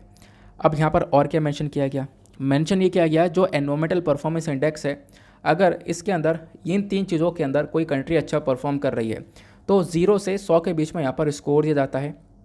और ऑब्वियस ही बात है, जो कंट्री वर्स्ट परफॉर्मेंस कर रही है, जिसका परफॉर्मेंस ज़्यादा अच्छा नहीं है, एनवायरमेंट के मामले में अच्छा परफॉर्म नहीं कर रही है, तो उसको यहाँ पर एक लो रैंकिंग यहाँ पे मिलती है। तो भारत को भी एक लो रैंकिंग यहाँ पर दी गई है, एग्जैक्टली यहाँ पे मेंशन किया गया। बाकी टॉप कंट्रीज़ कौन कौन सी है इसके अंदर, तो आप लोग ध्यान रख सकते हो, इसके बारे में बताया गया। यूके और फिनलैंड, इनकी सेकंड एंड थर्ड पोजीशन देखने को मिल जाएगी। इन्होंने यहाँ पर आज के टाइम पर इस रैंक के अंदर टॉप किया है पूरी तरह से। तो यूके फिनलैंड एक टॉपर निकल कर आए हैं। तो आप कहोगे कि अभी आपने बोला यूके और फिनलैंड सेकंड और थर्ड पर है, बिल्कुल सेकंड और थर्ड पर है। तो पहले नंबर पर कौन है, तो पहले नंबर पर है डेनमार्क। बोला गया जो डेनमार्क है, डेनमार्क ने काफ़ी सारे स्टेप्स उठाए, अपनी परफॉर्मेंस को काफ़ी मजबूत किया है, अपने कंट्री के अंदर क्लीन एनर्जी को काफ़ी तेज़ी से प्रमोट किया है, एग्रीकल्चर को प्रमोट किया है, और ऐसा ही काम यूके और फिनलैंड के थ्रू किया गया। इसी वजह से यहाँ पर इनकी रैंकिंग काफ़ी ज़्यादा अच्छी है। जबकि बात करें भारत के आसपास के देशों के बारे में, तो यानी कि पाकिस्तान, बांग्लादेश, वियतनाम, म्यांमार, इन सब की रैंकिंग भी काफ़ी हद तक बुरी देखने को मिलेगी। लेकिन यहाँ पर आप कह सकते हो कि इनसे भी बुरी इंडिया की रैंकिंग है। इंडिया की जो रैंक है वो 2020 के अंदर 168 थी, और अब की बार यहाँ पर आप लोग देख पाओगे काफ़ी हद तक डाउन हो चुकी है। 2022 के अंदर ये 180 तक पहुँच चुकी है। तो 2022 के अंदर आप देख पाओगे इंडिया को 180th रैंक दी गई है। इंडियाज़ 180th रैंकिंग ये निकल कर आती है। आप कह सकते हो कि पाकिस्तान, बांग्लादेश, वियतनाम, म्यांमार के बाद में यहाँ पर भारत को ऐड किया गया है। भारत को यहाँ पे बाद में रैंकिंग दी गई है। तो टॉप 8 कंट्रीज़ कौन कौन सी हैं, डेनमार्क, यूके, फिनलैंड, माल्टा, स्वीडन, लग्जमबर्ग, स्लोवेनिया और ऑस्ट्रिया। ये टॉप कंट्रीज़ हैं, इनका स्कोर इतना इतना है वो यहाँ पे बताया गया। बाकी बॉटम में जो आने वाली कंट्रीज़ है वो कौन कौन सी हैं, तो आप देख पाओगे Haiti, Liberia, Papua new Guinea, Pakistan, Bangladesh, Vietnam, Myanmar और सबसे नीचे यहाँ पर इंडिया को दिया गया है, क्योंकि इंडिया के अंदर बोला जा रहा है कि यहाँ पे अभी भी क्लाइमेट चेंज को लेकर प्रॉपर काम नहीं किया गया। ठीक है, अभी भी ग्रीन हाउस गैस एमिशन काफ़ी ज़्यादा हो रहा है, इसी वजह से यहाँ पर हमने इंडिया को इतना नीचे रख रखा है। एग्जैक्टली यहाँ पर ये मेंशन किया गया। हालांकि भारत ने इस इंडेक्स को लेकर अपना एक ऑब्जेक्शन उठाया है। ऑब्जेक्शन ये है कि अबे भाई, हम लोगों ने एनवायरनमेंट को प्रोटेक्शन देने के लिए इतने सारे स्टेप्स उठाए हैं, उस स्टेप्स को भी तो देखो, इतने सारे कदम उठाए गए, उस चीज़ के ऊपर भी तो एक फोकस किया जाना चाहिए। तो ये बेसिकली यहाँ पर भारत की साइड से एक ऑब्जेक्शन उठाया गया था। आई होप आप लोगों को यहाँ पर इस चीज़ को लेकर भी क्लैरिटी मिल चुकी है। तो साल 2020 में 168 रैंक थी, अब की बार 180 हो चुकी है, तो ये यहाँ पर बताया गया। बाकी एक और आर्टिकल आपको यहाँ पर इंडियन एक्सप्रेस का एक और एडिटोरियल देखने को मिल जाता है। ये बात करता है एक टॉर्टोइस के बारे में। ये टॉर्टोइस कौन सा है? खेलोनोइडिस फैंटास्टिकस, ये इस टॉर्टोइस का नाम है। ये 100 साल पहले पाया जाता था, लेकिन यहाँ पर आप कह सकते हो ये प्रजाति ख़त्म हो चुकी है, लेकिन पहली बार ये पाई गई है। तो एक सबसे बड़ा सा ह्यूज साइज़ का जाइंट सा टॉर्टोइस है, जो कि यहाँ पर अलाइव पाया गया, जिंदा पाया गया साल 2019 के अंदर में। तो इसी वजह से ये चर्चा में है। ध्यान रखना, इसका नाम साइंटिफिक नेम क्या है? खेलोनोइडिस फैंटास्टिकस इसका नाम है। एक जाइंट टॉर्टोइस है जो कि 100 साल बाद वापस से डिस्कवर किया गया है। ठीक है ना। अब इस प्रकार से क्वेश्चन बन जाते हैं। इसको हम लोग जो नाम दे रखे हैं वो फर्नेंडा नाम दे रखा है। क्यों? फर्नेंडा आइलैंड जो है, फर्नेंडा आइलैंड जो देखने को मिलेगा आपको इक्वाडोर आपको साउथ अमेरिका में देखने को मिलेगा। जब आप लोग साउथ अमेरिका देखोगे तो वहीं पर इक्वाडोर एक कंट्री है, इक्वाडोर के बराबर में आपको एक आइलैंड देखने को मिल जाएगा, फर्नेंडा आइलैंड। तो यहीं से ये स्पीशी बिलोंग करती है, इस वजह से इसको फर्नेंडा नाम दिया गया है। बाकी जो जाइंट टॉर्टोइस है ये 2019 में पाया गया था, एक बार मतलब जिंदा देखने को मिला है। उससे पहले 100 साल पहले यहाँ पर आप कह सकते हो ये प्रजाति काफ़ी लंबे समय पहले विलुप्त हो चुकी, ख़त्म हो चुकी है। तो पहली बार मिला, इस वजह से काफ़ी चर्चा में है। बाकी फर्नांडिडा आइलैंड पर मिला है, तो फर्नांडिडा आइलैंड के बारे में जान लो। एक थर्ड लार्जेस्ट और यंगेस्ट आइलैंड आपको ये देखने को मिलता है गैलापागोस आइलैंड का। तो गैलापागोस आइलैंड का ही आपको ये एक हिस्सा देखने को मिलता है। गैलापागोस आइलैंड वहीं पर साउथ अमेरिका का जो इक्वाडोर देश है उसके बराबर में देखने को मिल जाते हैं। गैलापागोस आइलैंड की जब हम लोग चर्चा करते हैं, ये लगभग 60,000 स्क्वायर किलोमीटर के अंदर फैला हुआ है, इक्वाडोर का ही हिस्सा है, ये मैंने आपको बताया। पैसिफिक ओशन के अंदर आपको ये स्थित देखने को मिलेगा। और उसके बाद यहाँ पर मेंशन किया जाता है कि इक्वाडोर जो है ये एक देश आपको जो देखने को मिलेगा, उसी के पास में ही ये आइलैंड गैलापागोस आइलैंड। और 1978 के अंदर इस गैलापागोस आइलैंड को यूनेस्को वर्ल्ड हेरिटेज साइट का स्टेटस भी मिला हुआ है, ये भी आप लोग ज़रूर ध्यान रख सकते हो। ठीक है। बाकी यहाँ पे गैलापागोस आइलैंड पर कुछ अलग अलग प्रकार के जानवर की प्रजातियाँ मिलती हैं, जैसे यहाँ पर आप कह सकते हो मैरिन इग्वानास हो गए, फर सील हो गया, वेव्ड एल्बाट्रोसेस हो गए। तो इस प्रकार के यहाँ पर जानवर पाए जाते हैं, वो इन्फॉर्मेशन दी जाती है। आई होप आप लोगों को यहाँ पर इसको लेकर भी एक क्लैरिटी प्रॉपर मिल चुकी है। तो ये कुछ हमारे एडिटोरियल्स थे, प्लस उसके बाद न्यूज़ एनालिसिस था, इसमें इंडियन एक्सप्रेस के आर्टिकल को इंक्लूड कर दिया गया है। बाकी मैं कोशिश करूँगा और भी इंडियन एक्सप्रेस के एडिटोरियल्स और आर्टिकल्स को इंक्लूड करूँ आपके साथ में, ताकि और आपको यहाँ पर एक बेनिफिट मिले। ठीक है ना। थोड़ा सा वीडियो लेंथी हो जा रहा है, इस वजह से यहाँ पर मैंने आपको थोड़े शॉर्ट फॉर्म में ये चीज़ें बता दी हैं। नाउ इसी के साथ में हम लोग करते हैं अपने लेक्चर को समाप्त। मिलते हैं आप लोगों से नेक्स्ट वीडियो में। आज के लिए bye bye, have a nice day, thank you and Jai Hind.